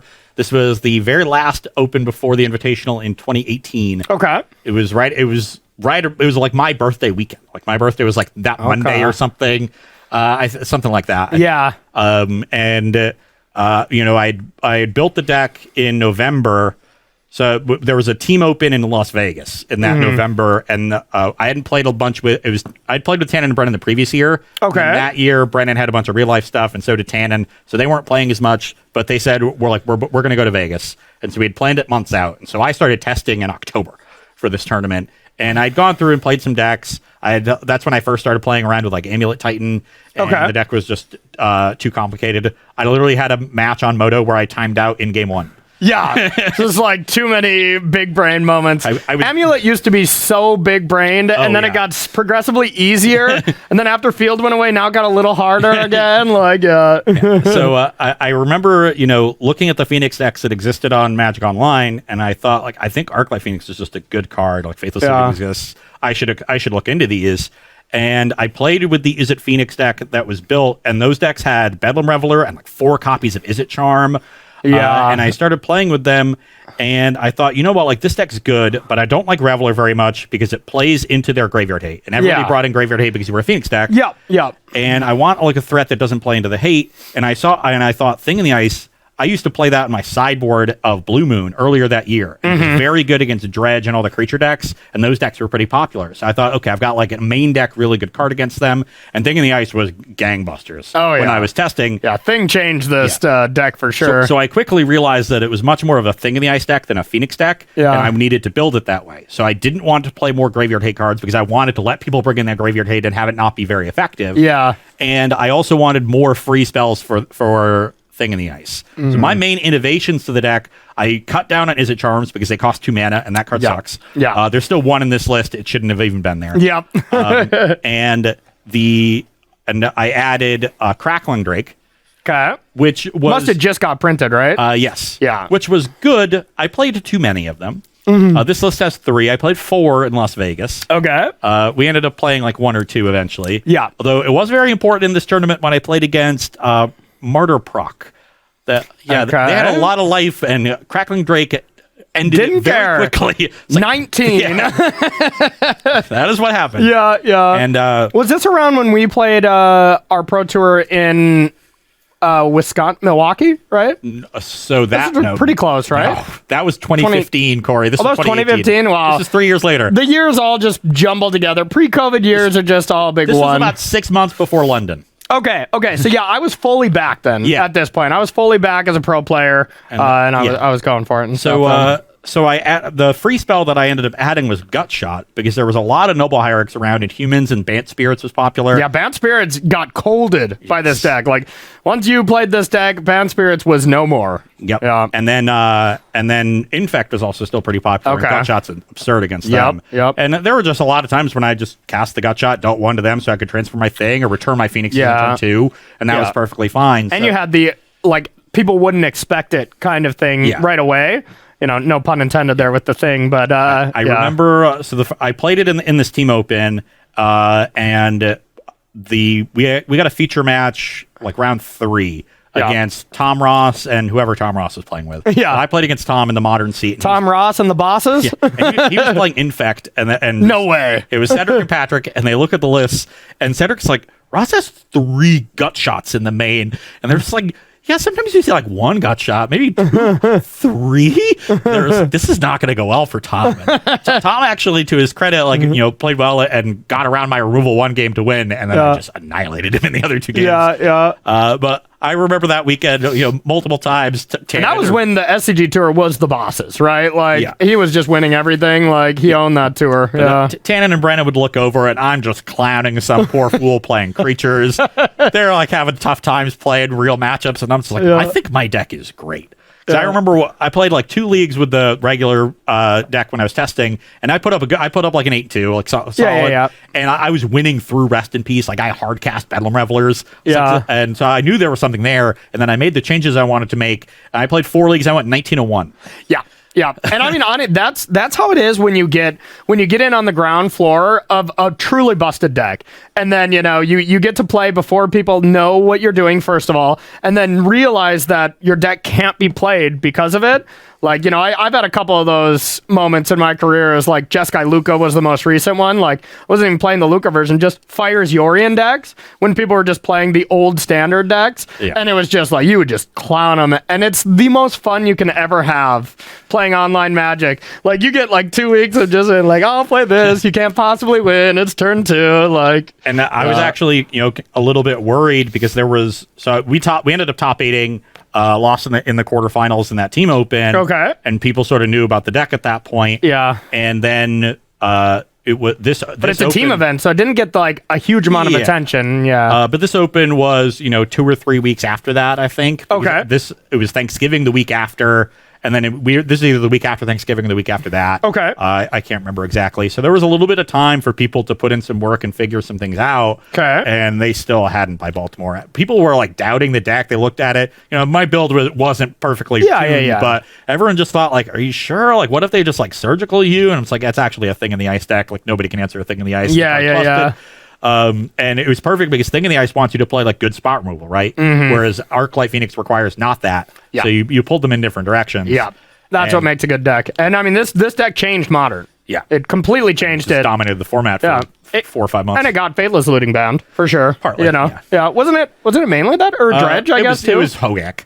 Oh, yeah. That's right. And that's honestly, right. like once Modern Horizons came out and War of the Spark, I think this deck got a lot worse. Yeah. A lot of other decks got better. They just got better at answering Thing in the Ice. Yeah. Unholy Heat would have done some damage well, this to was it. before Unholy Heat. This is like Sure. they had Magmatic Sinkhole, but Oh, okay. the one of the big things was actually the London Mulligan hurt this deck a lot because one of the benefits of playing all the cantrips is you get a lot of added consistency. Yeah. The London Mulligan ratcheted up everyone else's consistency, and now you got punished more often for spending your first 2 turns cantripping. Yeah. That wasn't really the case when this deck was dominant. Yeah, London Mulligan has made a huge impact on Magic, more than kind of people realize. Like I played as a Phoenix deck in London, and it was fine there, but it wasn't great. It was like a little disappointing that I got to like play my deck in a big tournament, and it was like just as the deck was getting bad. Like I needed that Pro Tour. I needed Modern to be in Cleveland. 2 months earlier. Yep, there you go. Then I would have been all set.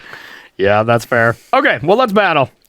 And I'm just playing Mono Red Phoenix. You know, this was the deck that made the finals against you, Jeffrey right? Carr, Yeah. and so it was a big breakout weekend for Phoenix. Yeah. And we played some really close games. The Mono Red deck is a lot more all in. Just kind of throws itself on, and then has Bedlam Reveler to help out. Yep. But and that's kind of what my hand screams, that's for sure. So my hand is not great, but I'll keep it. I'll try it.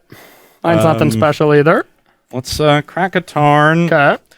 And I really want to get a Steam Vents to help my mana here, but I also want to conserve my life total in this matchup. Yeah, it's like I'm not as burn heavy as like just Boros burn in Modern now, but still can kind of do that thing. Definitely. I'll get the Mountain. I'll go to 19. I'm going to play a Monastery Swift Spear and attack you. Oh, you played that too, huh? I played 2 of them. This was a Harlan Fearer idea. 19. One of the problematic matchups were generally combo decks, so I wanted like a cheap threat that could do something.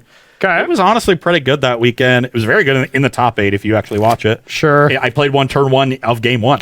And they were kind of laughing at it, and then it dealt like 8 damage. I also, in game 3 of top 4 on camera against Shadow, I played one, and my opponent had a kind of mediocre draw. I think they played like a Stummer Denial and some cantrips in the first 2 turns. Okay. And then tapped out for a 3-mana Gurmag Angler. And when their Gurmag Angler had the option of chump blocking a 5/6 Swift Spear, and I also had a Phoenix or 2 attacking, and like they had dealt themselves some damage. So instead, I just put them to like 2 that turn. Not bad. They just untapped and conceded. Yeah. Ooh, that was a pretty good draw.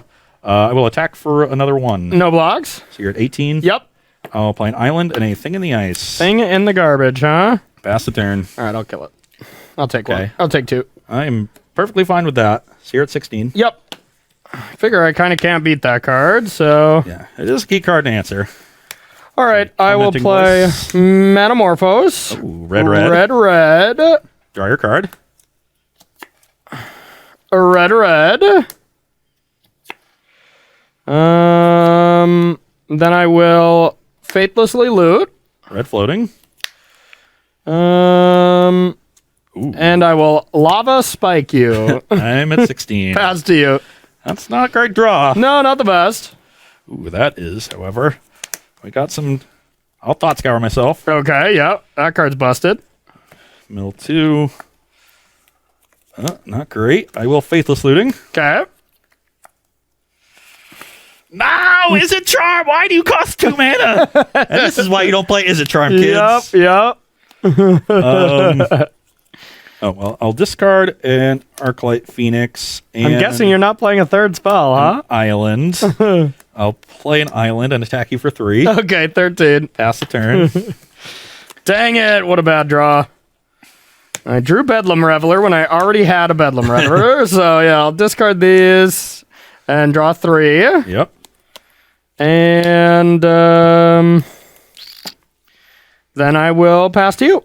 3 draws to any 1-mana cantrip. Welcome to Phoenix. Or Gut Shot. Welcome to Phoenix Struggles. Oh my god. I will play a Spiral Canal and pass the turn. Okay. Powerful stuff. Okay, so now I'm gonna go with Ramanap Ruins in that deck? I guess so. Faithless Looting, trigger. Yep. Draw 2. God dang it. All right, I'll discard 2, and I will Fiery Temper this. Swift Spear down.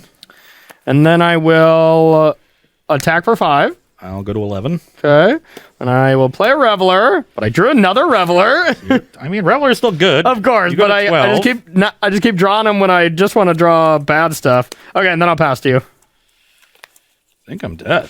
Yeah, I mean, this was not a bad draw. Reveler is a pretty good Magic card.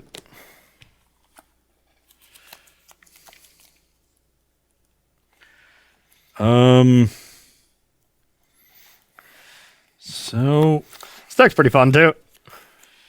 But yeah, much more all in. And that deck, when it got refined, it was just 100% the best deck. I'll go to 9. Okay, that's scary. I will play a Crackling Drake. Okay. Draw a card. Drawing the Spiral Canal was also a tilt, by the way. Yeah, I figured.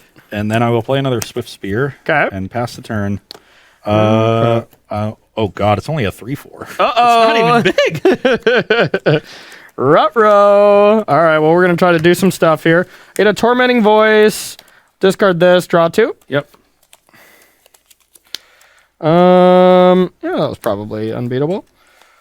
So then I have a Tormenting Voice, discarding Phoenix. Yep. Draw 2.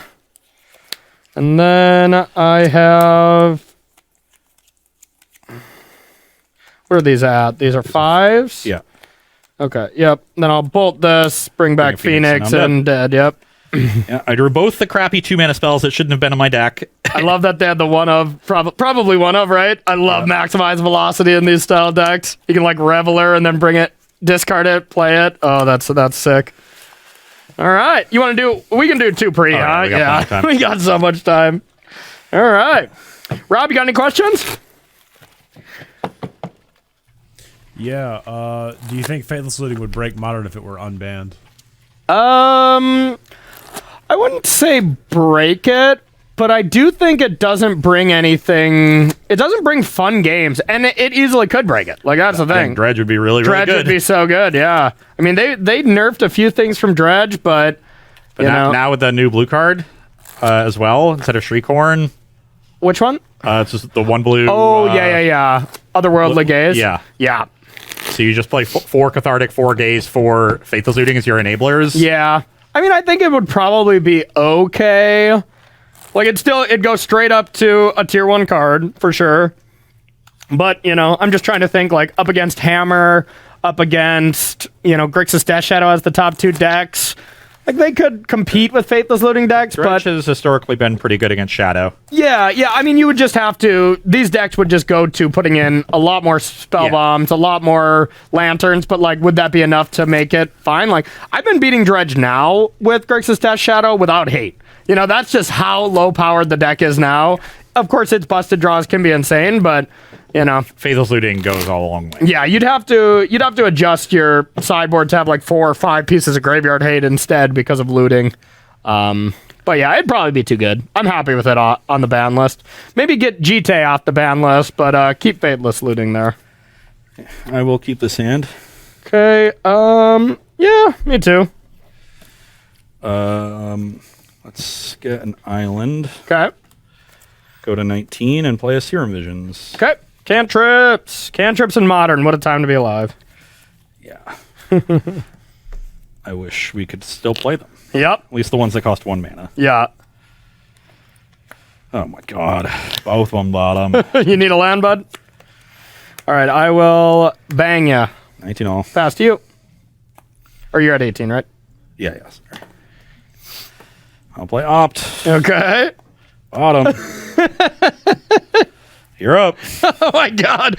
So Ross Day is actually Corey Day in disguise. It's Corey Day with a hat on. Metamorphose. I'd read. Oh boy. Then I will...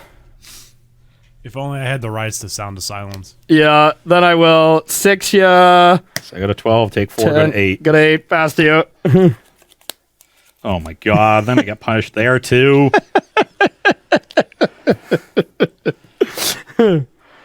I don't want to beat you at all in this match. We're about to go sit in a car together for 5 hours. Scour myself. I don't want to hear how you got unlucky for the next 4.5 hours. The Delta's on top. Eight. Dead? 8? I wanted the Thought Scour myself first there because if I didn't hit, I wanted to cast both cantrips, and scouring after a Visions is awkward. But of course, the top card was a red source, and the third card down wasn't. Yeah, you definitely can't scour me though in this matchup. That's for sure. And there's another basic island. Literally all 3 of them. Yeah, you were dead. You were dead. Run it back. Salty run backs? Sure. We'll do 3 pre-board, and then we'll head to the sideboard. We got time. Got any questions while Ross slowly descends into madness? It's just unbelievable. Preferably any questions about Ross's descendant into madness. Yeah. Back in this time period, how did you think your matchup was against Grixis Shadow? That was a matchup I was actually somewhat scared of. Yeah. Though and that was the Angler. Like, it was just Angler, Shadow, Snapcaster at the time? Some Snapcasters, Stubborn Denials. God, it seems so foolish. Like, you can't play Lyris then. And it was really, your bolts weren't that good. You only had 1 lightning axe. I actually, so this was first weekend of December. At the first open in January, I actually splashed white and played 2 paths in my sideboard against Shadow, and I also had a Stony Silence and a Leyline of Sanctity. Yeah. Against, no, I didn't. I had Stony Silence against KCI. I just thought of a great idea. Leyline of the Void. I could bust out my Shadow deck up against the Phoenix deck, see how it competes from now until later. We'll see. But so they had good removal for your things. They had Graveyard Hate for your Phoenixes. They had discard to disrupt you and know what was up, and they had creatures that matched up well against your threats. Yeah. So on paper, I was always very scared of the matchup. One of the neat things was, though, the fact that they had to deal themselves so much damage, because you often didn't deal them damage on the first 2 turns. Yeah. And then you would double Phoenix them on turn 3 or transform a thing. Arclight Phoenix has always been a problem to Shadow decks. Yes. Even to this day, remember when Aspiring Spike built that Jeskai Phoenix deck that we tried for a little bit? I was wide-eyed. I was like, if this deck is actually good, a bad matchup is born against Shadow, because I think Arclight Phoenix can just kill you out of nowhere. You have to think far too much about how low you can go. You play too conservatively, then you can't kill your opponent. That was the big thing. Yeah. I did beat Max Medeiros in the top 4 of this event, but his draw in game 3 was pretty bad. Yeah. I beat Keith Wrong in the top 8 of Worcester, which was the one in January where I had paths. I just think his draws didn't line up well against mine. Okay. So it was one of those matchups where if things lined up well, they would beat you, and if things lined up poorly for them, you would win. But that, honestly, at the time, that felt like a bad matchup, because there were so many matchups where everything always lined up well for you. And so it was a scary matchup, but certainly not a very bad one. Yeah. And then as it went by, it's kind of like Shadow, for me in Modern, I think went through and is going through the same story arc of this deck. When no one was playing it, you're just like, oh yeah, you're just dominating and stuff. And now every deck had a plan for it, similar to Phoenix. At some point, every single deck, had a lot of rest in peace, and it was still winning, but it was harder. People ended up playing a little bit less Graveyard Hate against you. Certainly things like Leyline of the Void and Rest in Peace, you didn't really see as much. They had their surgicals that were just targeted to deal with Phoenix, and that's when people started playing Pyromancer Ascension. That helped out matchups, those Thoughtseize matchups. Okay. John did Shadow a lot when you started playing Ascension. Okay. And Ascension was very, very good in the deck. That makes sense. All right, let's battle. I have the far and away the best hand I've had so far. Okay. I will play Serum Visions. Okay. That was not a good draw. And neither of those. Yeah, your best draw is slowly going to descend into madness This version here, of it the deck seems. is so much worse. I didn't realize how much better it got. You picked it. It's just it's only 4 or 5 cards different, I'll hit you for 3. but it really is a big difference. Pass to you. It really is, yeah. So I'm at 17. Yep.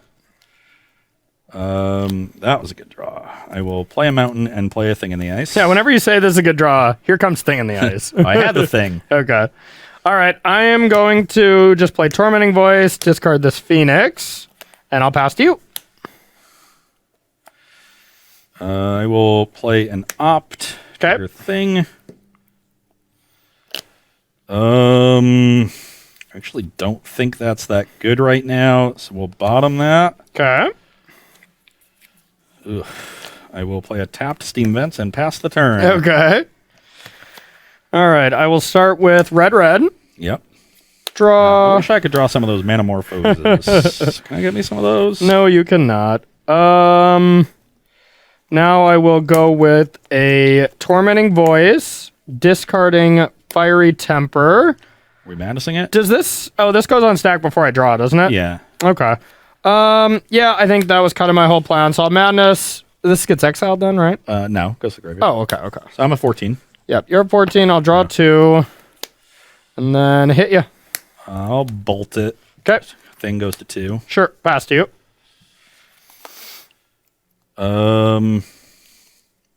Well, maybe I'm supposed to go for that here. And it definitely makes my plays less awkward moving forward. So I'll play Chart a Course. Okay. Your thing. Actually, let's crack this Tarn first. Okay. Thin my deck a little bit. Just give myself the best odds. Okay. Now I'll check the top 2. Oh, there was a spell. Yep, of course. Now I'll draw land. Need a spell? Any spell, even the 2 mana ones will work. Your Izzet Charm is now good? Yeah, it's not gonna. These terms aren't gonna be great, but Yeah. I'll play it. But I'll play Chart a Course, leaving up the 2 duels. Thing will go to 1. So now I'm Okay. at 13. Okay.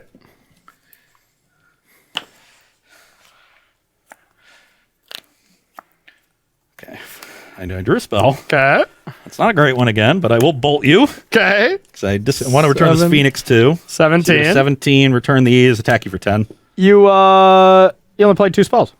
You only played 2 spells. Oh, I needed. Oh crap. Yeah. You're right. I'm still bolting to transform. Okay, so I'm Yeah. gonna go to 10. Yeah. So you're 10. Okay. You're up. It's a little bit of a difference too because that is technically not lethal. Yeah. And I've already played 2 bolts here, so Yeah. not too scared of a third one, but Yeah. I'm a little worried. Can try to bring back Arclight Phoenix to block here, which I kind of think I have to do. I'm gonna play Ramunak Ruins and Tormenting Voice, discarding Fiery Temper, upstairs. I'm and at head 10. upstairs. That's 2 spells. And spike you. I'm at 7. And then I'm just gonna say go.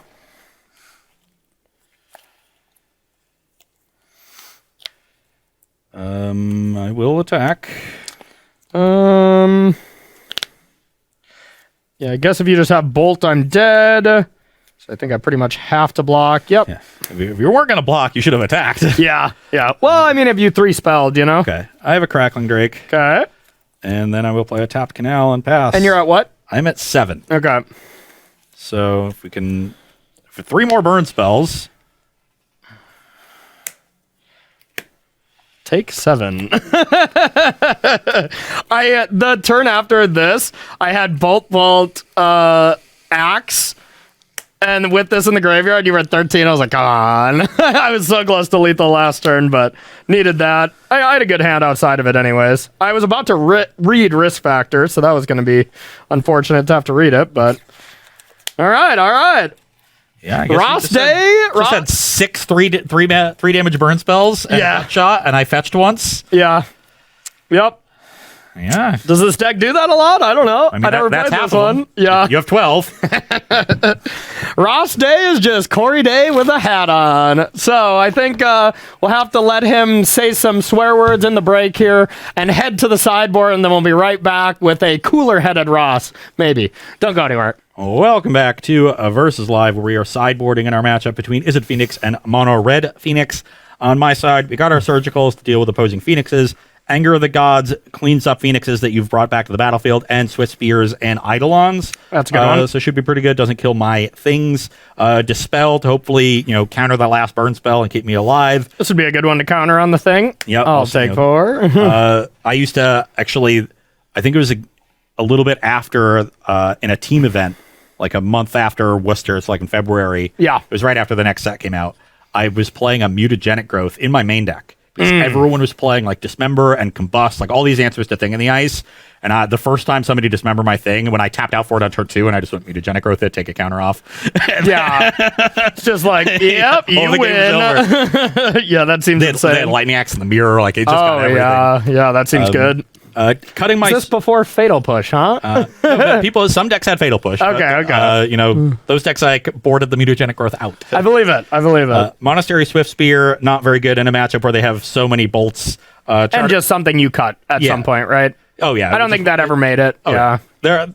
If I had to build this deck again, it would be like 6 or 7 cards different. I mean, it just got perfected by the end, right? Like every list ended up being the same. A lot of people. It was like 40% of the last GP kind of thing. There's only 10 1-mana cantrips in this list. There should be 12. Yeah. Cutting the Chart of Course is the weakest 2-mana cantrip. I think. Is it Charm being able to potentially counter like a Tormenting Voice or kill an Eidolon makes it better than Chart? Yeah, it's not the worst. And then Gutshot is rather poor in this matchup. Yeah, same thing. Taking out Gutshot here, the 1 Flame Jab, and then 1 Fiery Temper, as well as 1 Risk Factor, leaving in 1 of those. These are all just kind of the fluff cards too, like all kind of the weak ones. Gutshot, not a fluff card, but just not good in this matchup. Then bringing in Eidolon, even though it really hurts us just as much, and then Dismember for Thing in the Ice. I do like that there's a Flame Jab in the deck. I think that's a really good find for a deck like that. Yep. Without the cantrips, this deck was prone to running out of gas. Yeah. You would return Phoenix, and then returning it a second time was kind of hard. Yeah. Which made Bolt on Phoenix a much better play than it otherwise would be. Yeah. Flame Jab, while being a reasonable card in that metagame, because there was so many of those humans and Bant Spirits and Infect decks, so it was just, 1 damage was fine. Yep. It let you turn lands into spells, so that even if you flooded, you were able to Was this pre-Lava Dart, or why wouldn't this deck play Lava Dart? It was pre-Lava Dart. Okay, that makes sense. I was going to say, that's just the better Flame Jab, right? Yeah. Lava Dart came out in Modern Horizons the following June, and really? I did play 1 copy in my deck, I remember. Okay, we were playing Is It Phoenix. Everybody got tricked because Tarek Patel tweeted out that Is It Phoenix was still good and could beat Hogak. Yeah. So I played it was Team Modern, and all 3 of us, me, Tannen, and Jim Davis, all played Phoenix. I'd been trying to get them to play Phoenix for like months, and they just all refused. Jim was like, I don't really know the deck that well. I was like, I promise you, it's not hard. It's way better than anything you're playing. Just play it. And it was really good for months. And that was the first tournament where at the end of the tournament, I was like, we shouldn't have played Phoenix. And Jim was just like, wow, thanks, Ross. I'm never listening to you again. Yeah, the Hogak was a pretty good one. Believe it or not, when it comes to my best Pro Tour decks, well, I'm still not going to play that because it was just, what am I going to play against? Mirror? I'm going to play against, I'm going to play our list, which was teched out by having 3 Leyline of the Voids in the main, and our opponent only had 2 Leylines. I'm not going to lie, this was the talk around the hall in Barcelona. I remember, someone coming up to me, like Mueller coming up to me, because we weren't testing together yet, but we were just buddies. He's like, how many Leylines you got in the main? And he's like, we went with 3. It's like, oh, so smart, so smart. And then he just walked away. He's like, toot. And to be fair to Jim, I think he might have overvalued Phoenix for that tournament because he didn't understand what Aria Flame did. We were in the first round we played. I'm in the middle seat. He taps my shoulder. He's like, Ross, which creature should I kill with this Aria trigger? And I'm like, Jim, Aria Flame doesn't target creatures. So neither. Don't get yourself a GRV. It's not that good, and I promise you. This card sucks. Yeah, okay. All right, let's battle. All right. That was the discourse for a while. That was Pyromancer Ascension versus Aria Flame. I remember that, yeah. And then they tried to play both, and it was so bad. Yeah, I think mine's not that good either. My only land was Basic Mountain. Also should not have played 2 Basic Mountains in this deck. So I think if I 5-0 you, I think you should mail this trophy to whoever played this. Yeah. Just be like, sorry, man. I don't think I deserve this after this. Your deck was better. To be fair, in game 2 of the finals match, I mulliganed and kept a 0 lander, so I did not hit. Well, I think here's your problem. You've been mulliganing these bad hands. You just got to start keeping them. And I did keep a 1-lander in game 3, and Serum Vision does not hit a land, and then I Faithless Looting down turn 2, and I hit a land on the second card. Okay. And barely won the game. Well, this hand is not very good either, but I will keep. And I needed to fade any 3 damage burn spell for 2 turns, and I did. And you did, Unlike against you, who had 6 of them. Well, you've never played against someone as lucky as me. Yep. Well, this hand is great, so I will put the land that deals me damage on the bottom. Okay. And I will start this off with a Serum Visions. Okay. And top bottom. Pass the turn. Island, a thing in the ice. Thing in the garbage, okay? You're up. I'm going to faithlessly loot. I'll draw 2, and then discard Fiery Temper and hit you. Oh, yeah, I got to discard 2. And, Ramming Ruins. I'm at 17. Okay.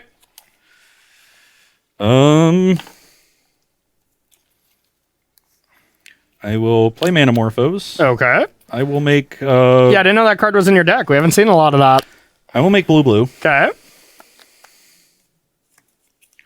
I will Thought Scour myself. Okay. I will Drake Dispel. Okay. Still have blue floating. I will... let's opt. Okay. Now that I think I have more outs to get a Phoenix with an opt than another Scour. Okay. That's an interesting one. I have a feeling I'm dead. He didn't discard a Phoenix to that Tormenting Voice, so I think this Surgical is bad. Yeah, that makes sense. Bottom that. Surgical did allow you to flip, though, so I have a feeling you can flip. We Are hit. you doing? You doing things? Crack from Mountain and Faithless Looting. Okay. Needed to hit a Faithless Looting. So, I will go to 16. Okay. This is what the deck is more like. Yeah, See, I was like, I drawing- can't possibly win. No. The key is drawing Manamorphose. Oh, yeah. Metamorphose is a messed up Magic card. I said as much in the the winners interview with Nick Miller. Yeah. We talked a lot about the final match because there was a lot of interesting sequencing and turns, even though I think the entire 3 games went 15 turns or something, 14 turns. Okay. Total, but they were very interesting. And then we talked a bit about the deck because it was new. And I told him, like, everybody's going to say Faithless Looting is the card that makes the deck busted. It's actually Manamorphose. Okay, And yeah, that's that makes because sense. it's a thing in the ice deck, not a Phoenix deck, yeah. Okay, so I'm at 16. Okay. I will try to draw one more Arclight Phoenix. You might as well use up all your luck here, so I'll have you do it. I did not, so we'll discard. So I don't think I Phoenix can Looting, possibly beat this draw. and then return it and attack for 10. Okay. You're at 10. I will cast Eidolon. Go. Yeah, I can't win. I will. Ooh, I drew a Lightning Axe to kill the Eidolon. There you go. Take 2. Was this good leftovers? That's some pretty good leftovers. Yeah, that was the nice thing about Phoenix too, is like even the games when you flip Phoenix with all the cantrips, like you just say go and you still had 4 spells in hand. Like it's like, okay, not bad. So that turn started with me casting Manamorphose with a hand of Scour, Serum Visions. Yeah. I make blue because I'm going to cast all the cantrips. Easy. Yeah. And I found a Tarn, and then off the first Thought Scour, I found an Opt. So normally Thought Scour gives you 2 hits at hitting Yeah, Phoenix. that's what I would've- Opt hit gives you none, but I had a Phoenix in hand. But you didn't have another land? No, You didn't have a so I third hit land? but because I hit the Tarn, now I can opt in. I'm going to be able to Thought Scour after with the Tarn anyway. Yeah. And if I opt into Faithless Looting, I have Phoenix in hand. That was the other card. And if you don't hit Faithless Looting, you just Thought Scour yourself to try to hit a Phoenix anyways. Afterwards. Nope, that makes sense. And so everything's set up well there. I played a ton of this deck too, like towards the end of it. Like I played Jeskai at GP something. My memory is not as good as yours when it comes to where I was all been. I was GP Convention Center A, and I played Jeskai. I top 16. I lost to Phoenix in the last round to not top 8. And then, like, from that point on, I was like, that deck is sweet. I'm going to play that. And I got to play it at, like, maybe 1 or 2 events, like, not even, like, big ones. And then it died. So often against the creature decks, you would, like, bolt their turn 1 play, then play a thing in the ice. They would, play down some more stuff. Then you would just transform thing, reset their entire board, return a Phoenix, put them at 10, and they're already in the abyss. Yeah. And I mean, I was just playing Jeskai too, and like the Bant Spirits, the Infect was a little harder, but like Bant was still just auto win. Like I just had so much removal and stuff. It's like Bant Spirits players at that point were like, wow, this metagame turned south real quick, Because that was a good deck up until that point. I think that was a matchup that was also very play skill dependent. Like if the Jeskai opponent wasn't very good, then the Bant player could easily win. For sure, yeah. But if you were good at playing that's pretty much with every control deck. Yeah, there's a lot. They're not very forgiving decks. Yeah, exactly. Unless they have Sphinx's Revelation. I'm gonna keep, but it's a little awkward. I will also keep. So I'm debating if I want to turn 1 Faithless Looting. Usually you don't when you don't have a Phoenix. But I think Carr turn 1 looting against me all 3 games, but I also think he discarded a Phoenix all 3 times. yeah, and yeah, whatever. I'll loot. Discard 2 Phoenixes. yes. I think I'm just gonna discard the 2 cards I drew. I'll discard these 2 and I'll pass. I will play a Scalding Tarn and pass. Okay. All right. I'll play Tormenting Voice. Or wait, sorry, I have to. Yeah. Tormenting Voice, discarding Lightning Bolt. Yep. Draw 2. And then, yeah, pass to you. Did I say that Dispel could counter Tormenting Voice? I think you did. I remember I was like about to play. I was like, God, you have Dispels, but yeah, that's not gonna work. True. I eventually had more Spell Pierces in this deck sideboard. They could hit. Spell Pierce is a heck of a magic card. I can't remember exactly why. I think it was because of Dredge, because they still had Faithless Looting and Cathartic Reunion. Oh, okay. So I think that's why you had Spell Pierce. Makes sense. All right, yeah, pass to you. So I'm at 19. I'm not doing too much over here. Well, I'm casting everybody's favorite thing. The one in the ice. The one in the ice, or in the garbage, if you prefer. All right, I will go with Metamorphose. Red. Now let's play a land and decisions. 1 red floating, Faithless Looting. Discard 2 Fiery Tempers. This is pretty awkward, but I think I need to assemble some kind of clock, so I'm going to play Reveler. Okay, so not paying Madness for the Fiery Temper. No. Yeah. Just drawing 3 cards, and I'll pass to you. It's a horror, at least, so you can't bounce it. Well, that was the best possible. Really just unbelievably good. Lava Lightning Axe. Yep. There's only one. Yep, I believe it. I'll play an island. Let's start with my own Metamorphose. Okay. I will make red. Good call. I guess this part is a little awkward, but you got to do what you got to do. Do what you got to do. I will. My Eidolons have been pretty bad. Maybe those are not supposed to be brought in. Red floating. Okay. Let's discard Spirebluff Canal, Steam Vents. Okay. Then I will Lightning Axe the Bedlam Reveler. It's a dead Reveler. Discard Lightning Bolt. Okay. Goes to 1. And then I would have a little Thought Scour. Normally you would like to Thought Scour first here in case you draw a Phoenix to pitch to the axe. Yeah. Actually that's fine because it's a horror. Yeah. Oh, so let's imagine I'm Thought Scouring first. Okay. Yep, because it's a horror, I can actually do it that way. Yep. So we mill Surgical Izzet Charm. Yeah, I'm just going to keep that and discard this bolt still. So still the same thing. So it doesn't change my play at all. Okay. And attack for 7. Take it. So we got 13 to 19. Pass the turn. I'm dead. Okay, let's go with Swift Spear, Metamorphose, red. Yep. Bedlam Reveler, discard. That's pretty good. Not bad. Not a good draw though. Yeah, then I'll attack for 2. I'm at 17. Pass to you.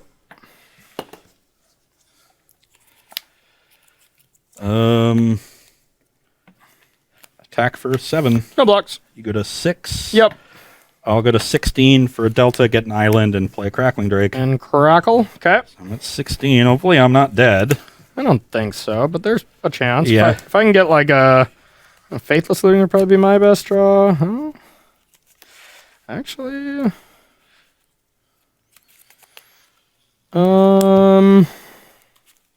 bang. So draw off the Drake. I'm at 16. You're at 6. You're at 16? Yep. Okay. Let's see. Math is hard.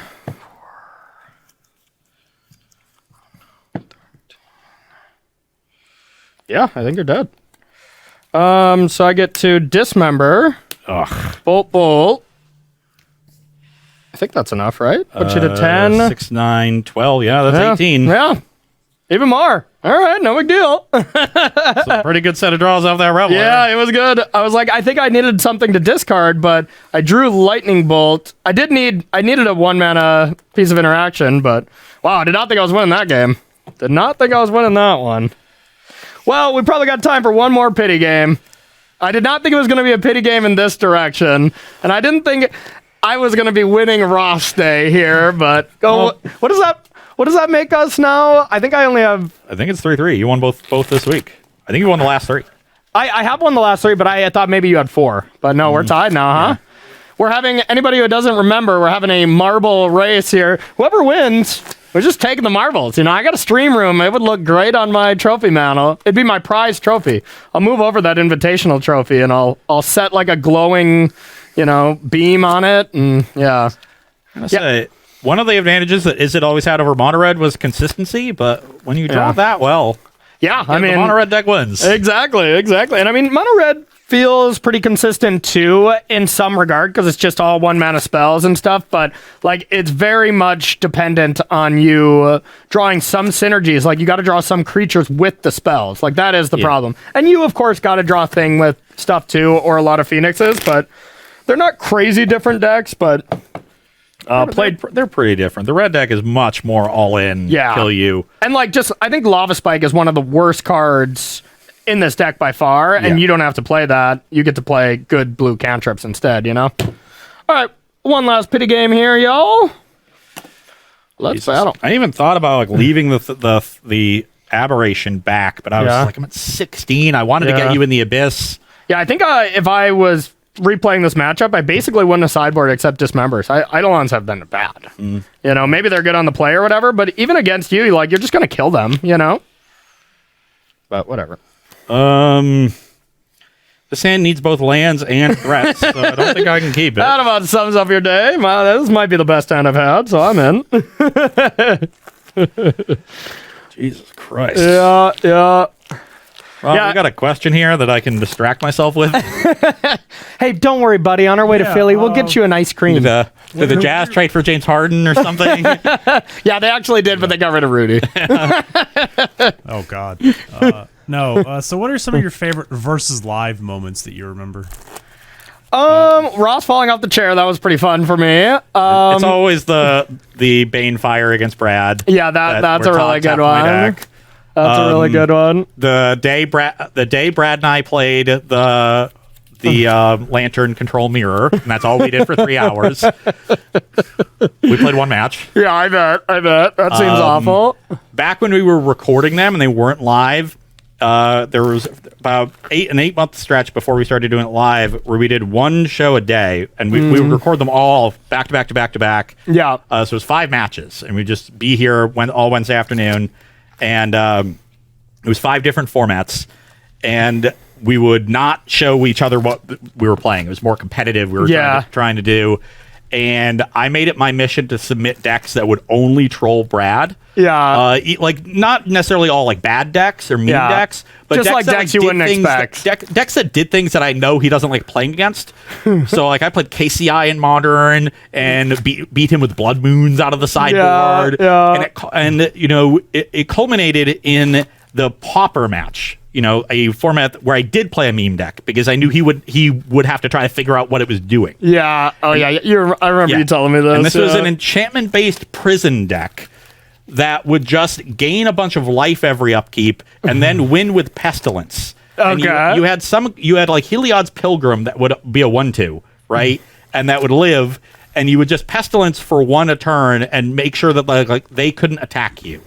And that's how you won. Okay. Yeah, that sounds awful. Yeah, and I'm sure Brad was fuming by the end of that. He actually figured out how it worked to his credit. And he won a game. He won game 1, and then we go to game 2, and he's playing like just a Delver deck. And Yeah. like I'm playing a really expensive sorcery deck against all dazes and counter spells. Yeah. And at one point in game 2, he's like, I don't think you could possibly win. And he's just got a full hand. He's got some creatures out, and I managed to like finagle the game and stuck a Pestilence and won. Yeah. And then he had to play a third game. Like these were long games. Yeah. And he was legitimately mad at the end of it. I bet. Like I pushed him to the end of his rope. Yeah, that's fair. I've done that my entire life as a little brother, you know, so. There's also the Rankle and Bone Crusher Giant slow rolls against you. Oh, I hated those. I just always loved the preview shows right away when we were trying out, you know, cards. Just trying out what card is going to actually be good and basically playing decks that we know are going to be unplayable when it comes time.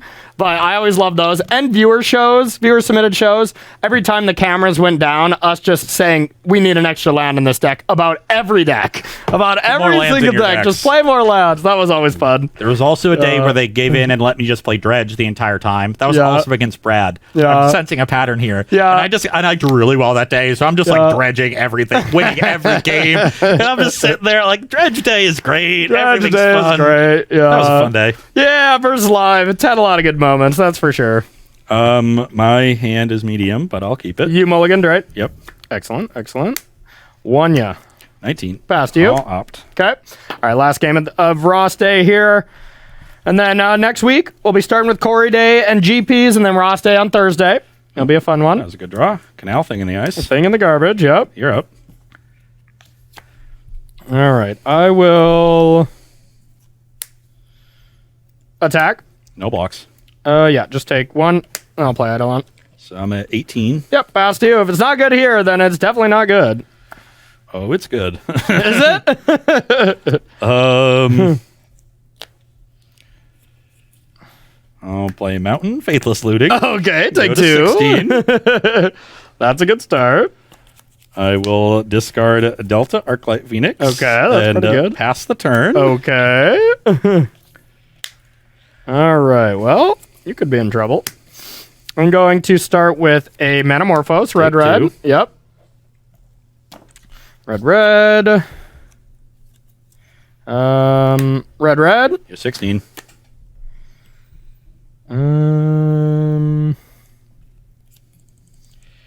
Then let's go with Tormenting Voice. 14. 14. Draw 2. And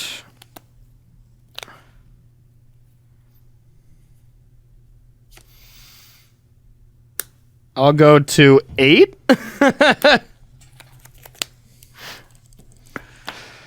And bring this back and attack. Very much wish I had kept the Dispel in my hand. Yeah. Thought I would need lands, and then I drew all of them. So that's a 10. 5, 6, 7, 8, 9, 10. Yep. I'm at 6. Pass to you.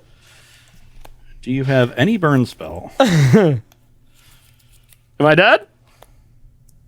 Oh, that was probably the best possible draw. Uh-oh. Now you need 2 burn spells. Anger you. I'll go 4. Oh, okay. They're dead. You're up. You're at 4. I don't think I have you dead yet. Source for your burn spell. Burn spell. Yeah. Land Reveler would be pretty good. Yeah, I got a lot of options, that's for sure. So I'll start with Faithless Looting. Yep. Boink, boink. Yeah, there you go. Welcome to the jungle. I also had Risk Factor, which is going to be pretty good. Just draw 3, but maybe not, actually, because you could probably just maybe kill me.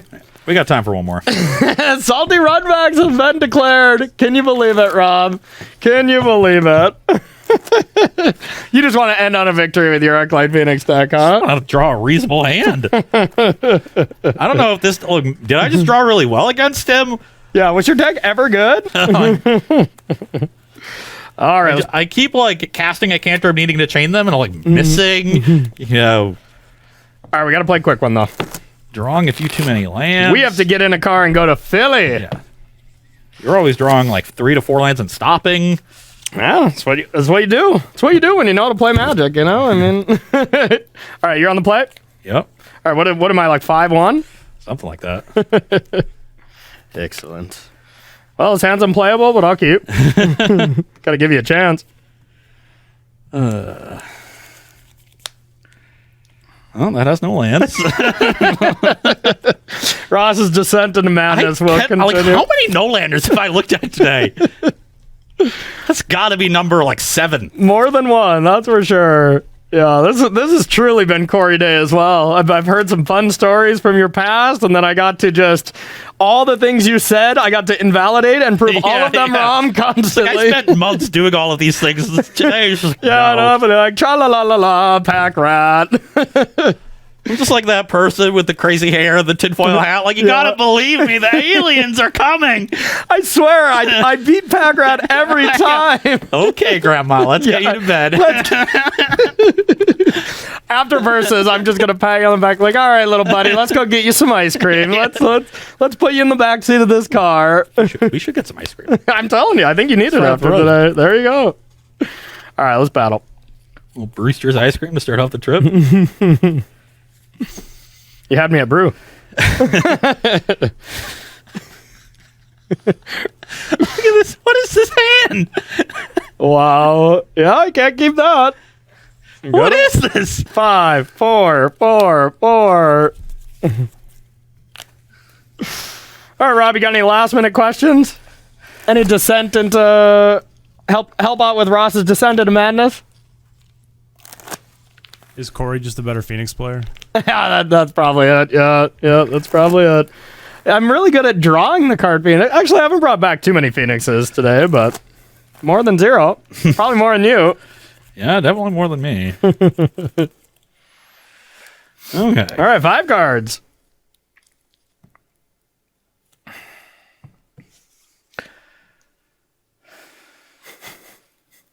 This hand is unbelievably good. Oh. But I have to put 2 of them back. So it makes it a little bit worse?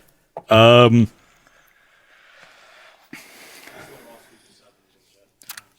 I kind of think I have to do this. Okay. Like these cards are sort of a pair, and if I keep them, I'd have to like put these 2 back because this is the most important card in the matchup. Sure. So it's really, really awkward to have to put these back. Chat said let you keep 7, and I say never.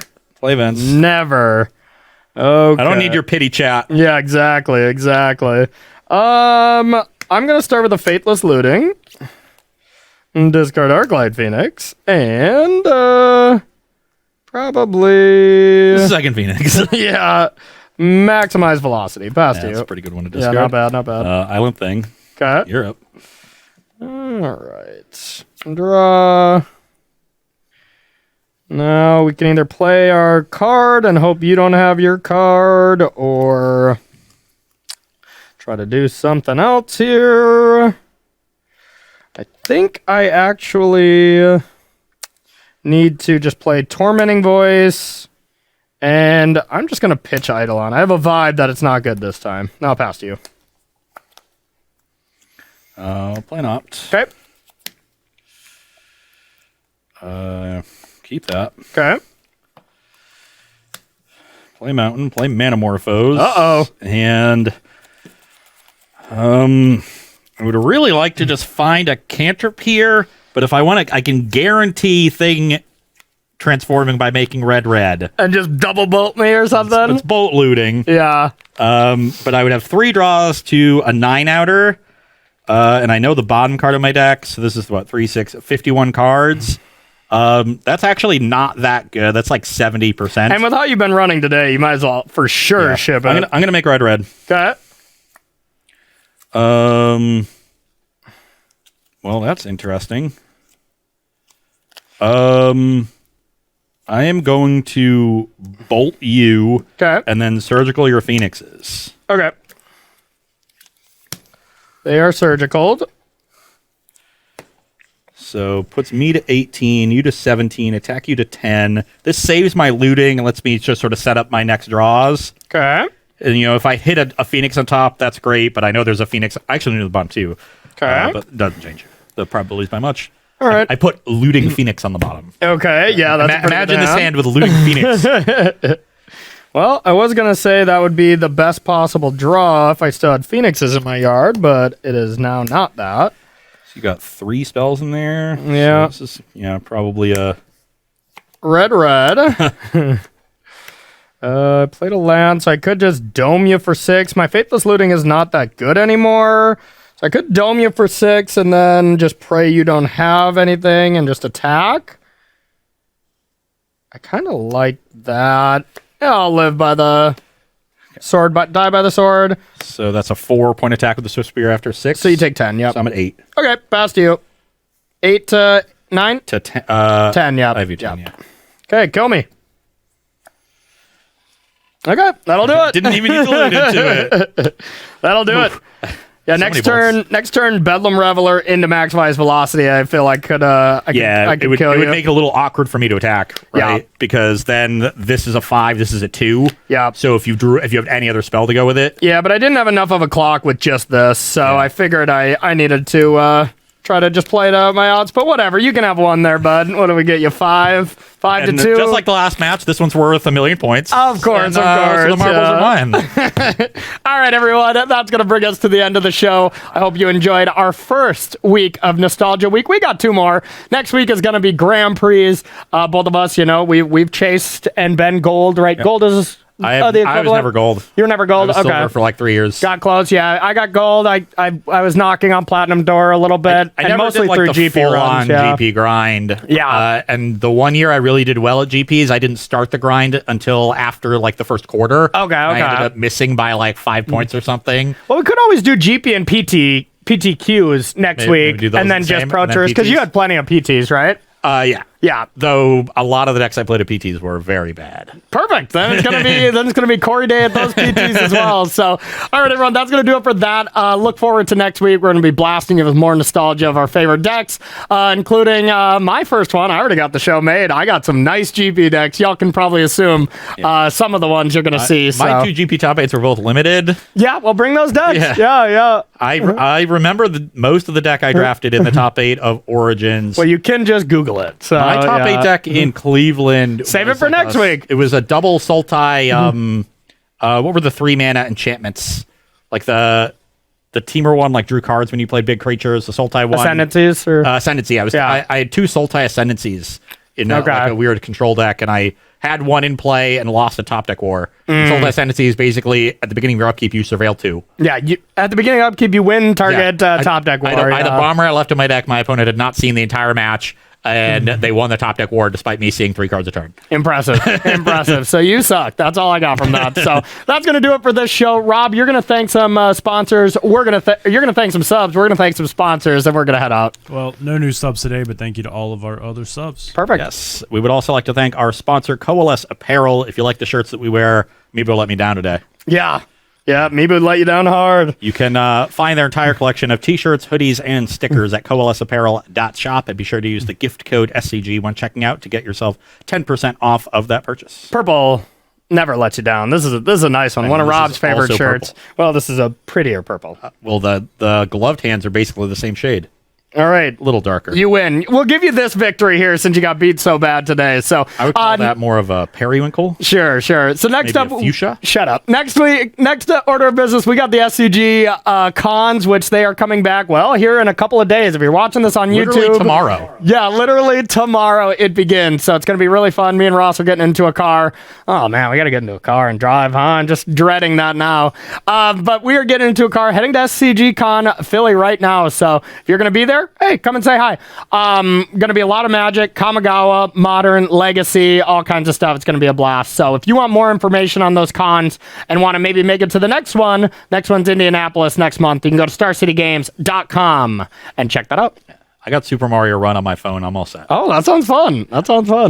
Next order of business is selling cards, because Star City Games is always buying, and the process has never been easier because there are so many ways to do it.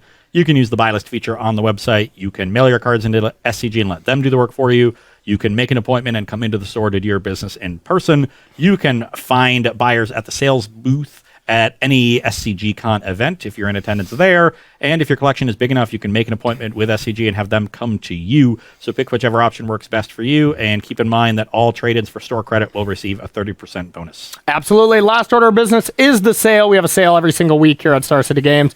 And this one is just 50% off select singles. So a little mysterious. You'll find out which select singles you can get 50% off by going to starcitygames.com/sale. And now remember that sale does end Sunday at 11:59 p.m. So get those orders in through the weekend. So yeah, everybody, you have a great weekend. Hopefully you have some fun if you're coming to Philly to join us and playing some Magic. And we'll see you next week to try out our GP decks, maybe GPs and PTQs. We'll figure that out over the weekend, but should be a blast. You'll see us same time, same place, Tuesday at 1 p.m. Eastern time. For Rob, Ross Merriam, I'm Corey Baumeister. We'll see you then.